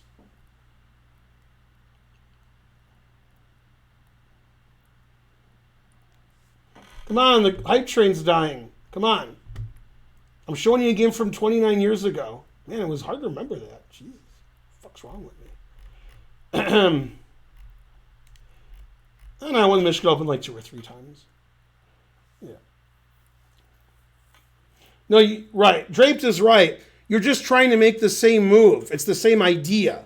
The idea is he's going to run. Okay? And if he runs, he wins. I have to stop him from running. The only move that stops him from running is queen b4. Now I'm threatening rook c8 check. So his king can't move. This is a big threat. Okay, he played bishop e4, which is fine. I checked. And then I played bishop c4 check. Queen here check. He has to play rook d4, otherwise he loses his queen. Here. And he has to play oh wait, this isn't right. What did I do wrong?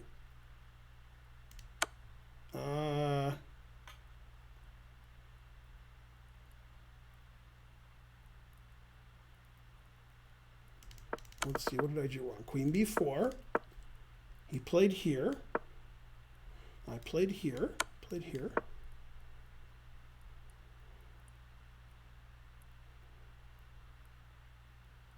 I'm sorry. I played here. I'm sorry. What's funny is he played this, but this move is also playable, which is weird because he's up so much material. But he has to play to win. Yeah, sorry, I forgot that. Okay. Now he can't play king here because this is winning. So he plays king here. 200 centidues. Thanks for the shrinkage. Check, only legal move. Check, only legal move. Here. It doesn't matter if he plays rook d3 or bishop d3. Played here. Check. Takes. Check. If he plays king e2, bishop takes bishop, check wins. Because this is mate. And otherwise he loses his queen. So he played king here. I checked. Checked. Checked here. And I won this endgame. And I saw Dave's dad used to be like a high expert. And then Dave became a master, his son, and his dad got older, so his rating went to like A. I saw him like 8 or 9 years after this game in Vegas at some tournament. And he was mad he lost that game because he thought this was a drawn ending. It might be a drawn ending, but he's probably lost. And what ended up happening was I played b6 and f6. Sorry, I played f6. Wait, what's going on? Oh, yeah, I'm sorry. Yeah, I played b6 and f6, so his king couldn't come in. And then if he plays king here, I can play bishop c6. And what ended up happening was he actually lost one of his kingside pawns. So I had a pawn advantage on both sides. He was like pushing. He did something dumb. I know what he did. He played like g4, g5. And when my king got here, he checked my king over here and lost a pawn. It was pretty dumb. Anyway, so I won easily because I'd passed pawns on both sides. Man, it's hard to remember that. Okay. Now, unfortunately, trying to learn, Unfortunately, rook e8, stopping his king from running, doesn't work because he can defend this. But there's only 2 moves where white's winning here. Only 2. The third best move is a draw. He has to play queen g4 or queen h4. Any other move and you're equal or winning. So it's worth a shot. Your move can't succeed because he runs away. Nothing succeeds like excess. Yeah. Like a 2400. What? Terrible. Subscribe for sure. Yeah. Man, how come I can't remember my games from 92?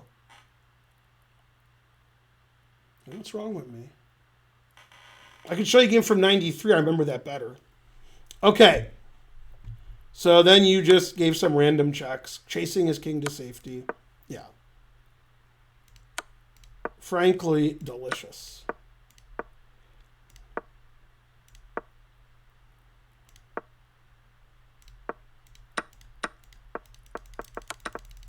And then you resigned. Good game, good game. Yeah. Yeah, I want to show you this game I played in 93. Oh, that might have been in 95 or 94. Yeah, this is like my favorite thing I ever analyzed. I was black in the World Open against Robert Raleigh, like 2,300 from Arizona.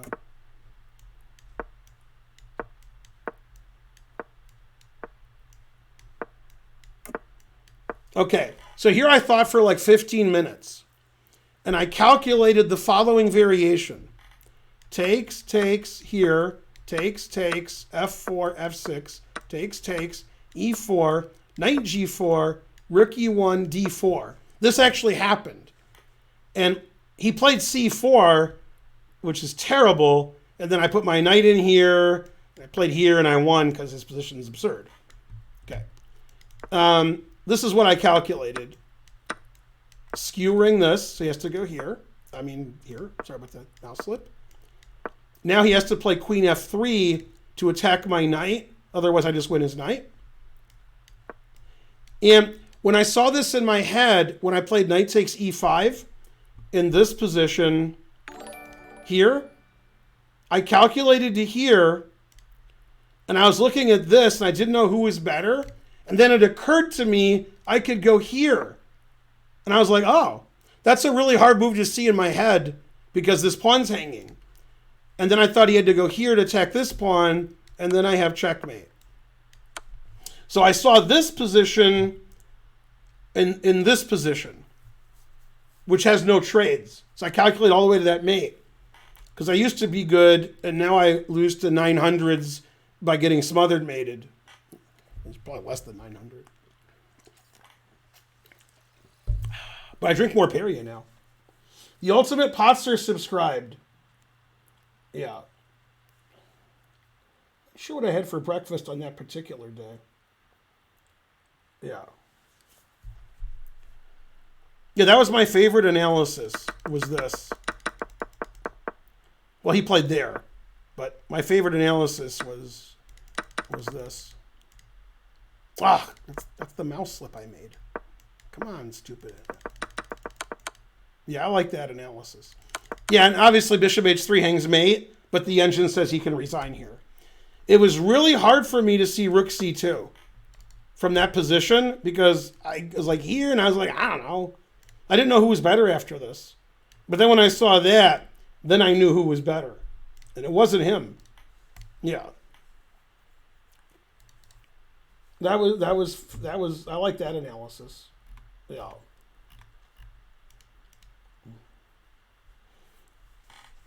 All right. Next game. You still here trying to learn, or you already left and banned me? All right.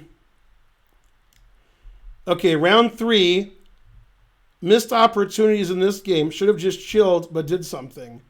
I saw bishop e4, queen c7, take. Talked myself out of it. Then I thought knight f3, that's better. which I already knew was bad, but I forgot. Yeah, I do that a lot. By the way, you're not the only one who does that. Everybody does that. And actually, when I'm doing it, I know I'm doing it, and I'm like, wait, why did I reject that move? I don't remember. So I have to remember why I rejected it. I have to. It takes me forever. I'm like, wait, this looks good, but I already thought that looked good, and I rejected it. Why did I do that? And then in my brain, it's like, all right. Yeah.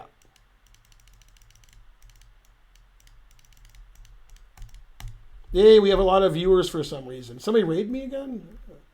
Nobody raided me before. I used to be good, and now I'm not. Okay. Like Andy Murray squared. Okay. So this is all good. Yeah. Yeah, F6 isn't really a move there. I think your opponent got confused. There's a famous GM game where it was like knight F3, F6, which also isn't good, but the guy with black won easily, so it's considered good now, but it's not. Okay. And you played C4, which is fine. D4 is good. F4 is good. Your move's fine. Yeah, now that move hangs a pawn to a very simple thing, which you played later. So this just wins a pawn. Check and take the pawn. It's just like a beginner's thing. Yeah. Check here. You're up a pawn. This pawn's hanging. So, you're not winning. He plays here. You can move your queen somewhere, probably here. It's just huge advantage to white. Yeah. This is the famous game. And actually, the annotations were by J-Lo and Shakira. They annotated the game for the chess magazine. I know it sounds crazy. This was the game where the guy Hugh played Mr. Jass. It was Hugh Jass. Yeah. Famous game. Yeah. All right. So you didn't see winning a pawn, I guess. The names are reversed on this. Hold on. White versus random guy. Nope. It says you're white and he's black. And black won. So no. I'm white, random guy is black. Oh yeah, I agree with that. I knew you were white. I knew that you missed this, and I knew you played B3. I don't know why I knew you were white. I wasn't even looking at that. I was analyzing the game with you being white, even though I wrote them wrong. Yeah. Random 1500. Now, you might think that Trying to Learn doesn't have the guy's name. That is the guy's name. Random 1500. Yeah. It's a good thing his rating is around 1500. Otherwise, his name wouldn't make any sense. Like, that's why Trying to Learn is Trying to Learn 1234. That's why.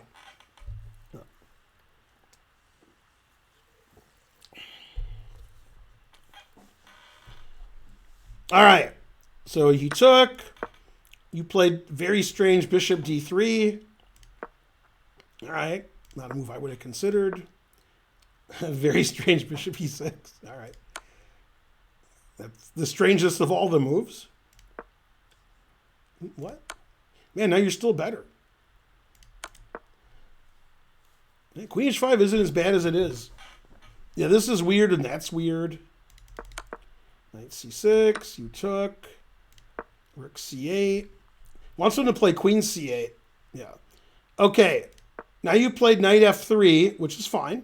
Bishop e4 is winning, as you indicated. Yeah, you actually saw this. You put it like in your notes. Yeah, you just have 2 pawns. No compensation. Yeah. So bishop e4 wins and you saw it, but you wanted to win more. Yeah. Yeah. Okay. So you played here, which lets him play e5. And then you played there. Too late. Okay, that's sort of weird, but all right. All right, well, you're pawn up here. So you're pawn up. So it's still good for you.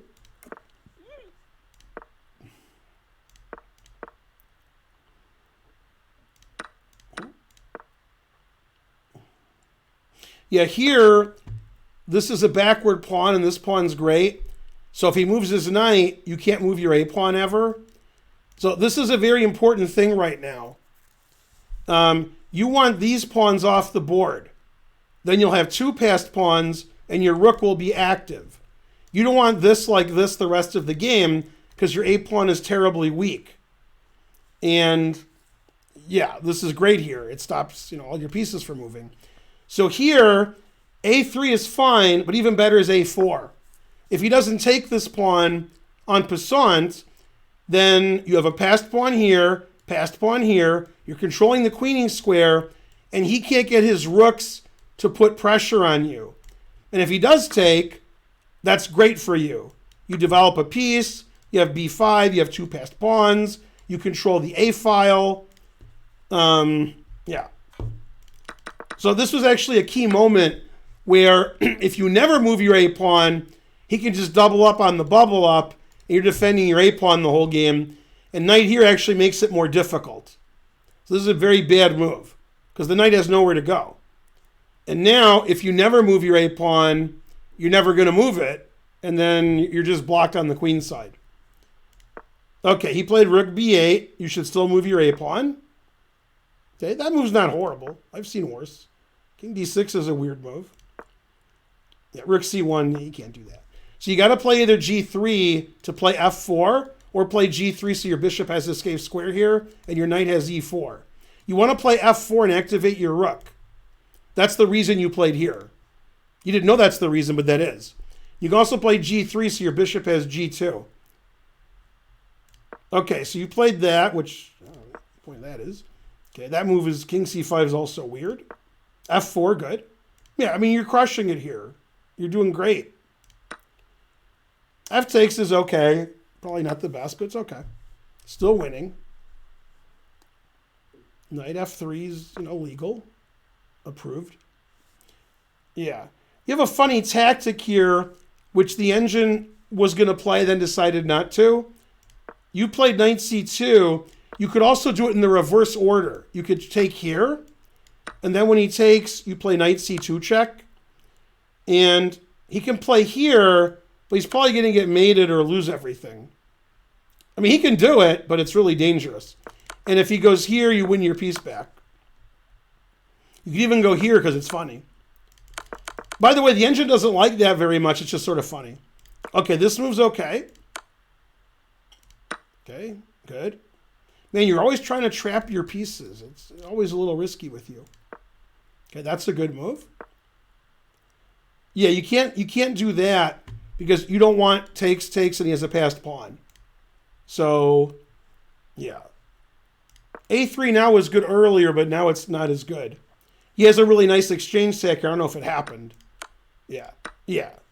This is really nice because you're not really... that pawn's just too strong. Yeah. You can't give a guy a passed pawn on the 6th rank. You're not losing here, but you're worse. Yeah, you can't give up a knight and 2 pawns for a rook and activate his king and give him a passed pawn on the 6th rank. If you want to play A3, play rook A1, then play A3. Yeah, you're always in a big hurry to do stuff, and you're always giving material away, thinking you have compensation. Basically, don't ever give material away, ever. Just do that. Okay, so this is a bad move. You're not losing. This is still okay. And then, what happened? I'm clicking, but there's nothing happening. What happened? The engine says this is equal if you play correctly.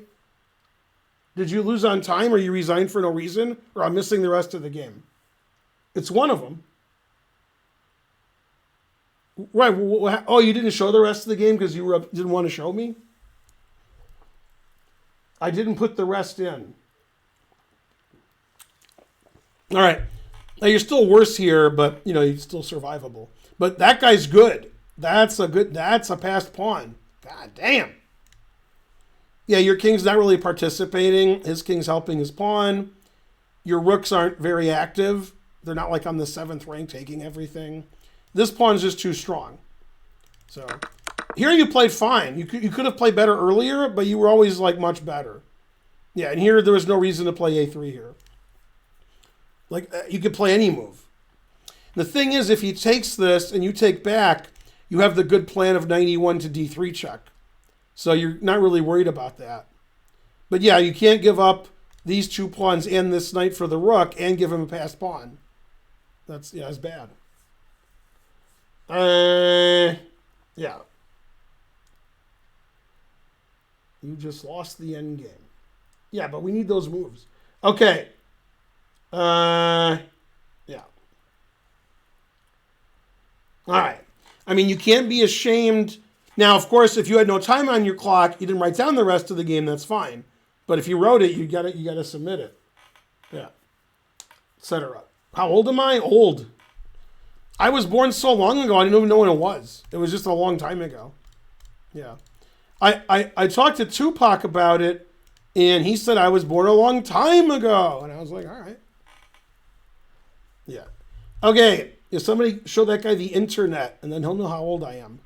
Okay. Last but not least, you played Durakis. I thought he's dead. He got in a bad car accident, too, once. I know it doesn't say Durakis, but I'm a comedian. I'm talking with my opponent after the game. We thought I was crushing him, massive attack. The engine says you're wrong and you should feel bad. E3 is a blunder. I'm just lost. Blah, blah, blah. I hung mate. Blah, blah, blah. Yeah, you're really, really, really bad at seeing your opponent's threats. You used to think about your opponent's threats when I told you, and then you forgot. Like every game here, you miss something really, really obvious because you're only thinking about what you're doing. And you got to throw the football away from the defender, not to your receiver. Let's see. See, Karen's emailing me. All right. She said, don't come home. You're the worst. Just kidding. Then she said JK. Then she said no JK. Damn. Yeah. Right. You got to spend 100% of the game looking for things your opponent's doing. Then don't let him do that. Don't think about what you're doing. What you're doing doesn't matter. You've been married for years trying to learn. You should know that by now. What you do doesn't matter. Okay? Terrible. Okay. Yeah. Okay, now you're the hero, they said. Okay. Now you might be a hero, but when Karen does well in a chess tournament, she's a heroine. Okay. That's why the board looks like weed. All right. So this is your game. You play the Scandinavian. Now E6 isn't a move. That's not a move. Yeah. E6 is a move when they do this. This is a known pawn sacrifice. Yeah. There's a lot of theory in this position. It's very complicated. Yeah. This just loses a pawn. No reason to play E6. Now, for some reason, you like to sacrifice material and play aggressively, but don't do that. Just play aggressively and don't sack material. Because this, there's no reason for black to sacrifice a pawn on move 3. No reason for it. Okay. So you're down a pawn. All right. That doesn't matter much at this level. C5 is a weird move, but all right. It's legal. I mean, trying to get an advantage in development. So bishop d6, knight c6, castles, bishop g4, and move forward somehow and make more arrows. I don't know. Okay, knight bd7, makirovka, a6, slon d7. Right, and I mean, this doesn't make any sense. You have to take with the queen. Your bishop's already developed. You want to get your rook into the game or castle queenside. I mean, that's, you're trying to get a lead in development. You can't go here because then you're opening the e-file and you're moving the same piece again. So take with the queen, either castle, play rook d8, or take on c5 if he takes, and you have a big lead in development. So this is okay for black. You're worse. Yeah, now you're much worse. Yeah, now the engine just says you're lost. He can play d5, and he has a positional advantage and a material advantage. Here he can't play d5 because you got everything on d5. Okay, he checked. He should probably just play d5. Checking is okay. Yeah, it's funny. You should actually play here now to stop d5. I'm assuming you play bishop e7. Yeah. D5 is just really strong. So if you play here, he still can't play D5. It's a weird move, but all right. Okay, he took because he's greedy. That's also okay. D5 is better, threatening D6. Castles doesn't stop D6. So I think you just lose a piece here and you resign. Yeah, you're just losing a piece here. D5 wins a piece. Yeah, and you can't really miss moves like that.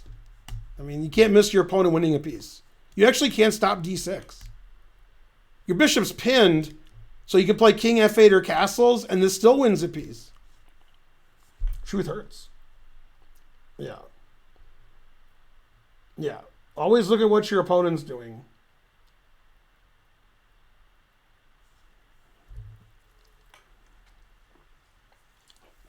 Okay, so he took.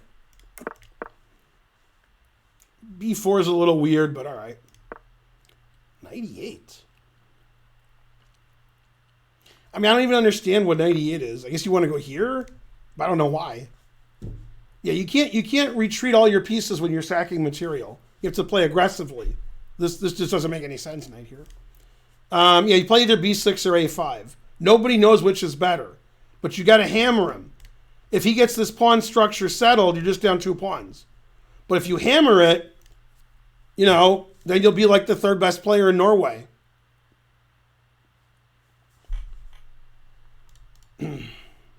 Yeah, knight here, I don't. But saying you want bishop f6, you don't. You can't want stuff in chess. You have to play good moves. Like if it was your turn and you played bishop f6, he would play c3, and then your knight's on e8 for some reason. Terrible. Yeah, like if bishop f6 was checkmate, then knight e8's okay. But bishop f6 doesn't do anything, so you're just making your knight really bad. Yeah, obviously he could play bishop b2, he could play c3, he could move his knight and then play rook b1. He could play, I mean, like this isn't really a threat. If it's your move, it doesn't do anything. And he can stop it a million ways. Yeah, you get, like this is annoying. You can't let that stay there forever. If you don't believe it's annoying, you can ask Karen. Karen's been married to me almost 5 years. She knows annoying. So b6, 8, you got to hit him. It's very similar to the QGA trap. Okay, in the Queen's Gambit accepted, b5 is bad, c6 is bad, and now the rook is trapped, so black has to lose a piece. So when these pawns are like this, you got to hit them. And in the no boom, which is your other favorite opening, okay, after takes here, now you play a4, they pin, bishop d2, a5, takes, b3. If he goes here, you can take it because the a pawn's pinned. Okay, so then they play bishop b7, takes here, and there's a billion, million, trillion grandmaster games in this position. 2 pass pawns, what else? The center and 2 bishops, what else? Unclear. But the point is, if you don't hammer this, then black just wins. Black's up a pawn and he's dominating you. And this pawn is too explosive. If you don't believe that it's explosive, I can prove it. How come this doesn't work when I do it? What's going on? It worked when I did it. Why doesn't it work here? Oh, is it I? No, it's E. I don't know why it's not working. I'm supposed to be able to do stuff. I did it when I was... I don't know why it doesn't work. All right. Okay. No. All right. Okay, see, knight e8's bad. All right, trade more pieces.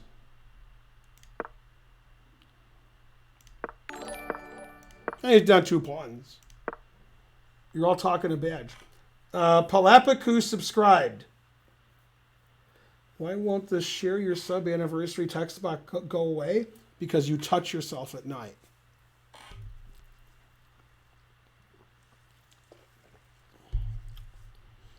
Were you disappointed in Simone Biles? I'm watching Osaka right now. Yeah, I'm really disappointed when people do what they want to do and not what everybody tells them to do. That really disappoints me. Yeah. I mean, basically, those women, like, basically just say, go fuck yourself. I do what I do. You don't like it? Too bad. That's exactly the right attitude. And the reason all of you are bad at everything is you let everybody push you around. You know, your mom told you stuff, your dad told you stuff, your friends tell you stuff. Then you put your head down and say, okay. Okay?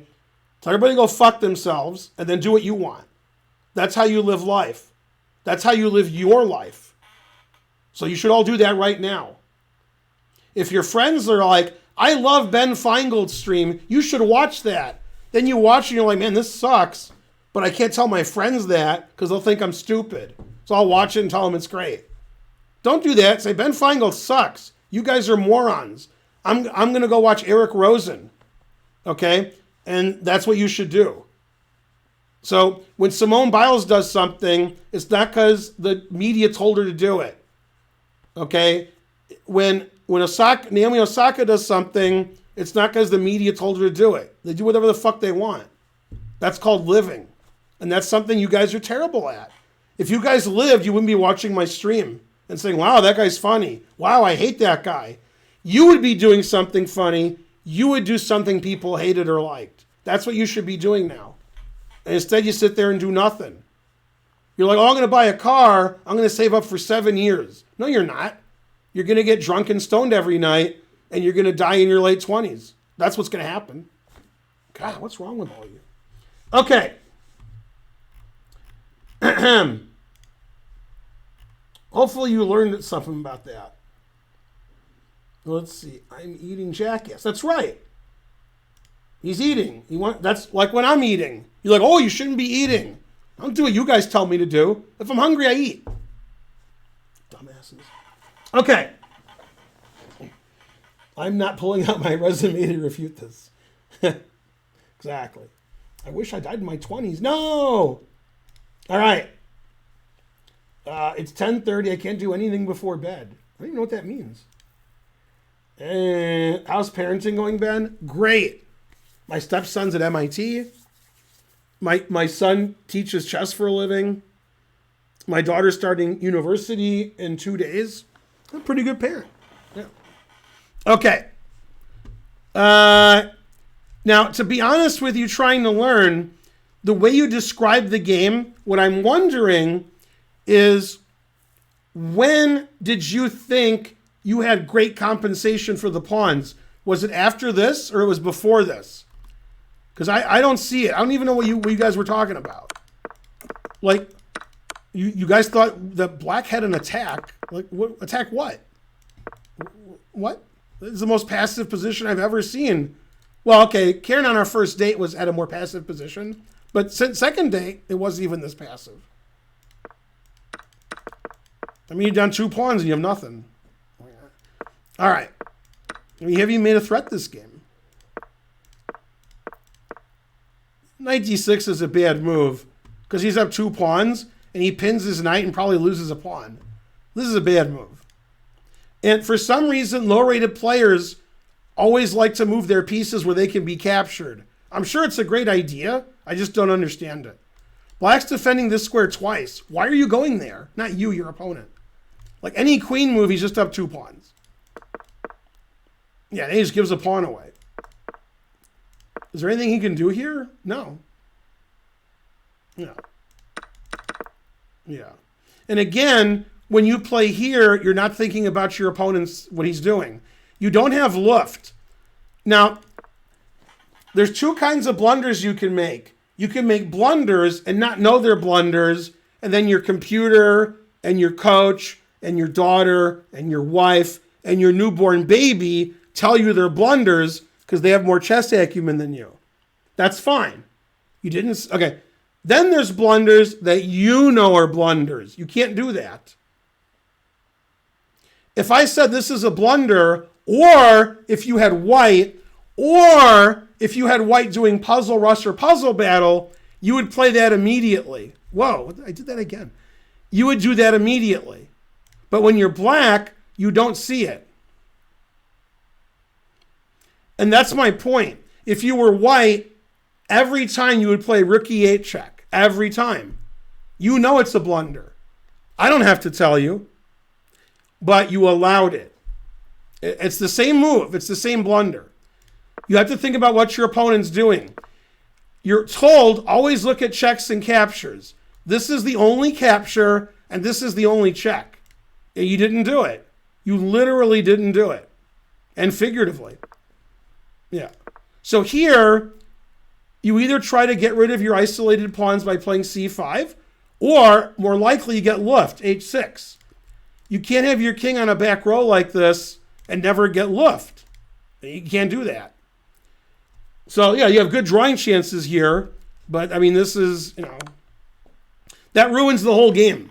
Now, people like I didn't know the opening, like yesterday. I mean, you just hung mate. I mean, you can't do that. Yeah. The reason you can't do it is it's too easy for you.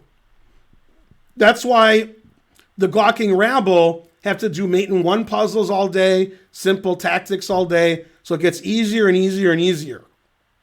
It can't be easy. It has to be super easy. It can't be you solve it 95 times out of 100. You have to solve it 100 out of 100. Otherwise, 5 times out of 100, you hang checkmate. And that ruins the rest of the game. You had a really bad position. He played knight d6. You won a pawn back, and now you're back in the game. But you have to get luffed, right? Or get rid of your isolated terrible pawn. c5, trade some stuff off. But h6 is the right move, because then you don't have to worry about getting mated the rest of the game. You're not going to get mated anymore. Yeah. All right, good job. Thanks for the subs, too.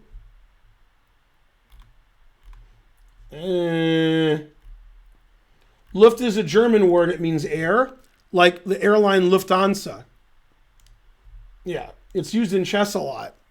And my dad used to say, make Luft, not war. And he was actually, this is a long time ago, he was with the Taliban. He wasn't with them. He was standing near them. And he said, make Luft, not war. And they said, no. That was the time Consuelo was the head of the Taliban. That was weird.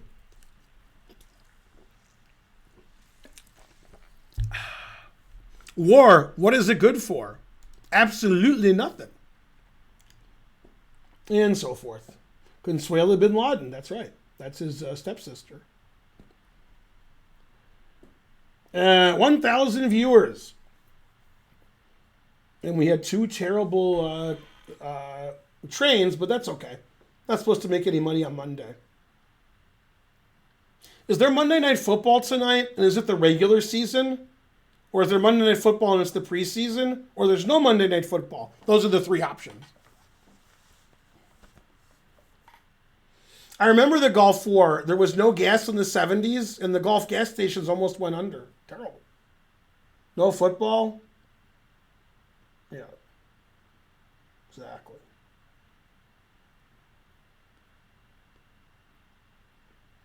I'm good. Good. Here's what I remember.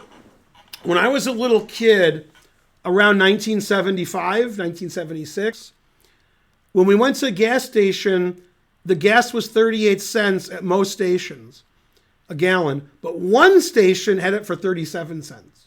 I remember that, in Michigan anyway. Yeah. People used to go to Windsor from Detroit in the 70s to get gas. Gas was way cheaper in Canada. So when you're running out of gas, you go across the Ambassador Bridge or the tunnel, you get gas, eat at Chinatown, and go home. Windsor in the 70s had one of the 5 best Chinatowns in the world. And, now it's decimated. Detroit had a pretty good Chinatown in the 50s, and it's gone. There was one restaurant in the 80s and 90s from like the 30, and that one closed like 15 years ago. So Detroit's Chinatown is nothing. There's no Chinatown. There's no restaurants. Windsor's Chinatown was amazing. And obviously Toronto has good, Asian food also. Yeah. Yeah, Canada's gas was cheaper in the 70s. Yeah. Right, it's way more expensive now. Ridiculous. No, now Canada's gas is much more expensive.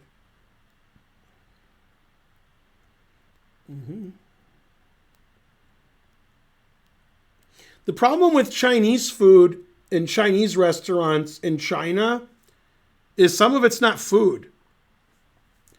Like, they don't care what animal it is or where it came from. Now, obviously, I'm a vegan and a vegetarian before that, so I'm not, that's disgusting. But people who eat meat, who I was with in China, they weren't eating that. I mean, it wasn't clear what animal it was. And the Chinese literally didn't care. Literally. They're just like, give me food, I don't care. Yeah, I mean, it's disgusting. Yeah. Terrible. Etc. There's actually a Mexican town in Detroit, and there's a Greek town in Detroit. In the 60s, 70s, and 80s, Greek town in Detroit was frankly delicious. It was fantastic. It's okay now, but I mean, it was great. God damn. That was a good Greek town. And then some. Then they got that casino there. Man, still has it. And so forth. Did you have good lamb in Greektown? No, I was a vegetarian for 33 years. I'm a vegan. You know, as a vegetarian, if you're ever in Detroit, okay, number one, and you like Chicago pizza, number two, so I got rid of most of you already. But if you do, in my opinion, which is correct because I'm bigger than you, the best Chicago pizza in the United States is in Detroit. It's a place called Pizzapopolis. It's in Greektown, and they have other locations now too. Some are just carry out, and some you can eat in. There's one in Dearborn. There's one on Northwestern Highway in Farmington Hills, maybe Southfield. Not sure what city that is. And there's one in either Troy or Madison Heights or something. On John R. and 14. I mean, Pizzapopolis is fantastic. Man, when I was a vegetarian, I always got the same pizza. Spinach and mushroom.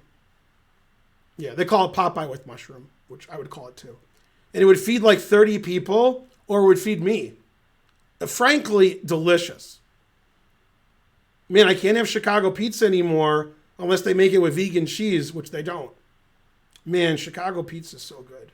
Also, New York pizza is so good. Also, pizza's good. Yeah. Pancake Gremlin subscribed. I had Turkish pizza in Belgium. They put everything on that. They put egg, and it was a weird shape. That was good. I like that. That Pizzapopolis is also a Rio Wraps. I think that's right. Detroit style pizza is also good. It's not to everybody's taste. That would be Buddy's Pizza. And there's a Buddy's in Ann Arbor. My brother moved, but he lived like 2 blocks from Buddy's. Now he's near the other Buddy's in Livonia. That's on Plymouth. I want to say Middle Belt, but it's not Middle Belt. Plymouth and what? Inkster? It's probably between Beechdale. No, it's further. It's further than that. It's further west. Yeah, I think it's, might not still be there, but I think it is. I went to the original Buddy's Pizza before you were born on Conant and 6 Mile. God damn! Yeah, it was a little smoky. We went in the wrong entrance, I think. Yeah. Most disappointing pizza I ever had was anything in St. Louis. The 2 worst pizza places on earth are Emo's and Cecil Whitaker's. Emo's is worse because they're more expensive than Cecil Whitaker's. The taste is the same, but Emo's charges you more. If you're Italian, like you live in Italy, you're born in Italy, and you go to St. Louis, and you had Emo's or Cecil Whitaker's, you'd probably go to the police station and report them. Yeah. Just terrible. Terrible. No, you won't like St. Louis pizza. Now, what's funny is St. Louis has a good pizza place called Pi. P-I. Their pizza is actually good. They don't use Provel cheese because Provel cheese isn't cheese. They didn't use crackers because it's not crackers. You're not supposed to have crackers on pizza. They don't use ketchup because crackers, ketchup, and Provel cheese is not pizza. But don't tell that to Emos and Cecil Whitakers. Horrible. Yeah. It's not bad. It's not pizza. I've never been so angry. Yeah, I like Giordano's, I like Sarpino's, and I like Pizza Populous. In New York, I like all the pizza, all the New York pizza. Man, in Brooklyn, there was a couple of places. I wish I was a vegetarian again. God damn, I just go there every day. I'd fly to New York, get that pizza, fly home. Man, it'd be expensive, but delicious. Ooh. They put everything on pizza. Mm-hmm. No, actually, Bazzareba, when I was in Italy, the Italians are like, Sicilian pizza, what's that? They like, I don't know what you're talking about. Obviously from Naples. See, everybody in Italy is very stuck up about their food, just like the French are stuck up about everything. And the Germans are stuck up about beer and soccer. And the Belgians aren't stuck up about nothing. They're just like, yeah, we suck. But anyway, in Italy, they don't realize that all food is good and that Americans have improved on some of their food. They just say that's not our food, so it's terrible. Okay, ridiculous. And the food they have is fantastic, but so is other food. But they deny other food is good. They just say our food is good and everything else sucks. Because, it's dumb. It's ridiculous. Anyway, yeah, the pizza in Italy is fantastic, especially if you get the right tomatoes. Man, every time I had tomatoes and a salad on a pizza or something in Italy, that was some good tomatoes. Yeah, that was a spicy meatball. Yeah. Yeah, the pizza in Naples, I've seen television shows about it. Frankly, delicious. Yeah. Very good. Right, every country in Europe, our beer is better than your beer. And I lived in Belgium, so I lived in a good country for that claim. Didn't have a Bordeaux. Oh. You got pickpocketed in Naples? We were only in Naples for like 40 minutes. We were supposed to go to Vesuvius, but it was closed for the season. So driving to Naples took like 50 years. Then they said, come back to the bus in 30 minutes. You walked around downtown Naples for less than an hour. Ridiculous.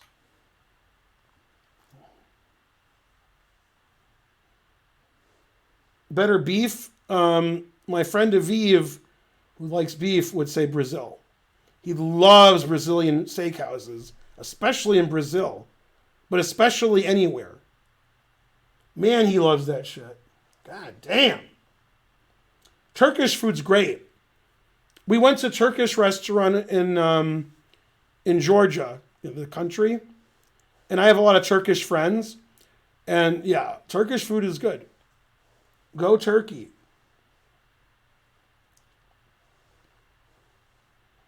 Making me hungry. Yeah. Yeah, we were on a bus tour. We took a bus from Rome to Pompeii. Then we're Pompeii forever. Then we took the same bus to Naples. And the thing is, which makes me angry, it happened in India too. These tours you go on, they stop at places to shill for some company. Like, it's a rest, but it's just to buy trinkets from, whoever's paying them off. That happened to me in India. It happened to me in Italy. Come on. Ridiculous. Am I still in Atlanta? Boo, boo. I was in Atlanta before you were born.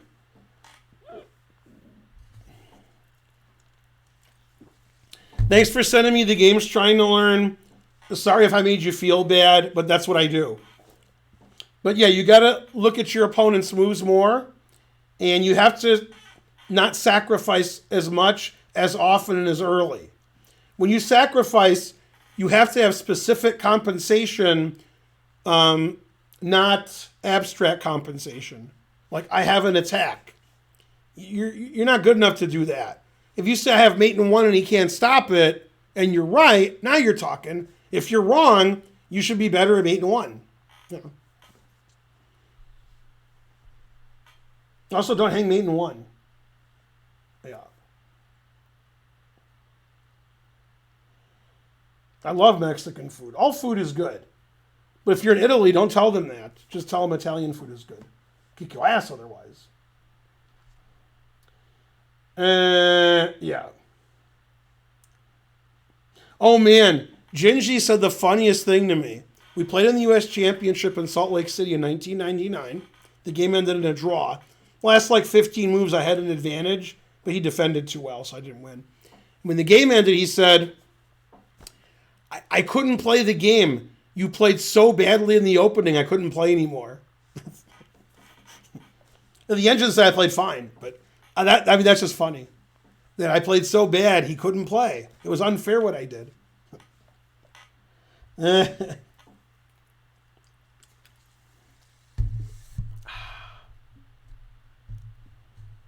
And so forth. All right, thanks for watching. I'll be on Chess TV tomorrow, so I'll be streaming tomorrow night. I'm not streaming Saturday or Sunday at the end of this week because we'll be in Michigan visiting family. I will be streaming on my birthday, September 6th. So if everybody gives me $1,000, I can retire. A birthday present. So, think about it. I won't retire, but I could. So, yeah, remember the more you donate on my birthday, the better birthday I have. It's on Monday, Labor Day. My mom was in labor, so they made it a holiday. Every September 6th is Labor Day in honor of my mom. So that was nice of them to do that. Yeah. Karen and I and perhaps Archer, we might go to Lansing for the Michigan Open this weekend to either play in the Blitz or just to watch, or maybe I'll give a similar lecture, or we might not. I don't know. We might hang out there for a few hours. Yeah. I wasn't born internationally. Yeah, I was born in Detroit. I was in Grand Rapids before you were born. True story. $1 million you retire? Seems borderline. Let's find out. And before you go, make sure you listen to the song "If I Had $1 Million" by Bare Naked Ladies. It's not a group, just Bare Naked Ladies sing. Don't forget to watch Chris Cornell, Redemption Song on Jimmy Fallon. Don't forget to watch Big Ad Beer. Type those 3 words in on YouTube. And don't forget to watch Jimmy Fallon and a host of relatively famous actors or singers. I think one was a race driver, wearing chicken outfits, clucking to the Ho Hey or Hey Ho song. That's your homework. Do all that stuff. And if you haven't done it yet, make sure you listen to Lightning Strikes by Klaus Nomi. And remember, that's a cover. The original Lightning Strikes, you actually know that song. You don't know you know it, but you do. But Klaus Nomi, then something. I don't know what. Yeah. Now, obviously, Jimmy Fallon's the least funny person who ever lived. But I'm talking about, a couple. Out of 1 million shows, he had 2 good things on him. Yeah. No, Lightning Crashes, that's live. They're from York, Pennsylvania. That's a different song. Boo, boo. Lightning strike me again and again and again. Man, when I listen to the lyrics of that song, it just sounds like, doesn't sound good. You know what I mean? No, you don't know what I mean. All right, who am I rating? By the way, when I made fun of Naroditsky's F6 against Aronian a couple days ago, today, or maybe it was yesterday, I forgot I think it was today, Geary played F6 double question mark against Magnus. Magnus was winning, but then he blundered to an equal position. Then he was lost. And then as soon as he was lost, Geary's like, draw, good. I mean, Geary could take any winning position and turn it into a draw. 14 draws in 15 games. Frankly, ridiculous. He's pretty upset he didn't draw all his games. You never need a USCF rating to play in any tournament. Well, that's not true, but it's true for you. You need to join the U.S. Chess Federation. You have to join at the tournament or in advance. I recommend in advance. It gives them less work to do. uschess.org/join. And then fill out the paper, do the stuff on the internet, get your credit card out. You join for a year, the U.S. Chess Federation, or more than a year. And you have some choices, if you want the magazine or not. Then you can play in tournaments for a year. If you don't do that, you'll have to join at the tournament, which you can do also, but that gives them more work to do. So don't do that. Just be a member when you show up. Raid Talia? Okay. Is she St. Louis? What's she doing? Does she have her own stream now? I don't see St. Louis. She must have her own stream. Karen, tell me what the thing is. What her handle is. Tali 26. Man, that sounds like Indian food. Tali 26. All right. I didn't know she had her own channel. That's definitely her. I taught Talia Cervantes before you were born. Well, not really, but like 10 years ago, and 9 years ago, and 8 years ago, and 7 years ago. Actually, she hasn't been here for 10 years. Yeah, I taught her like 6 years ago to 3 years ago, something like that.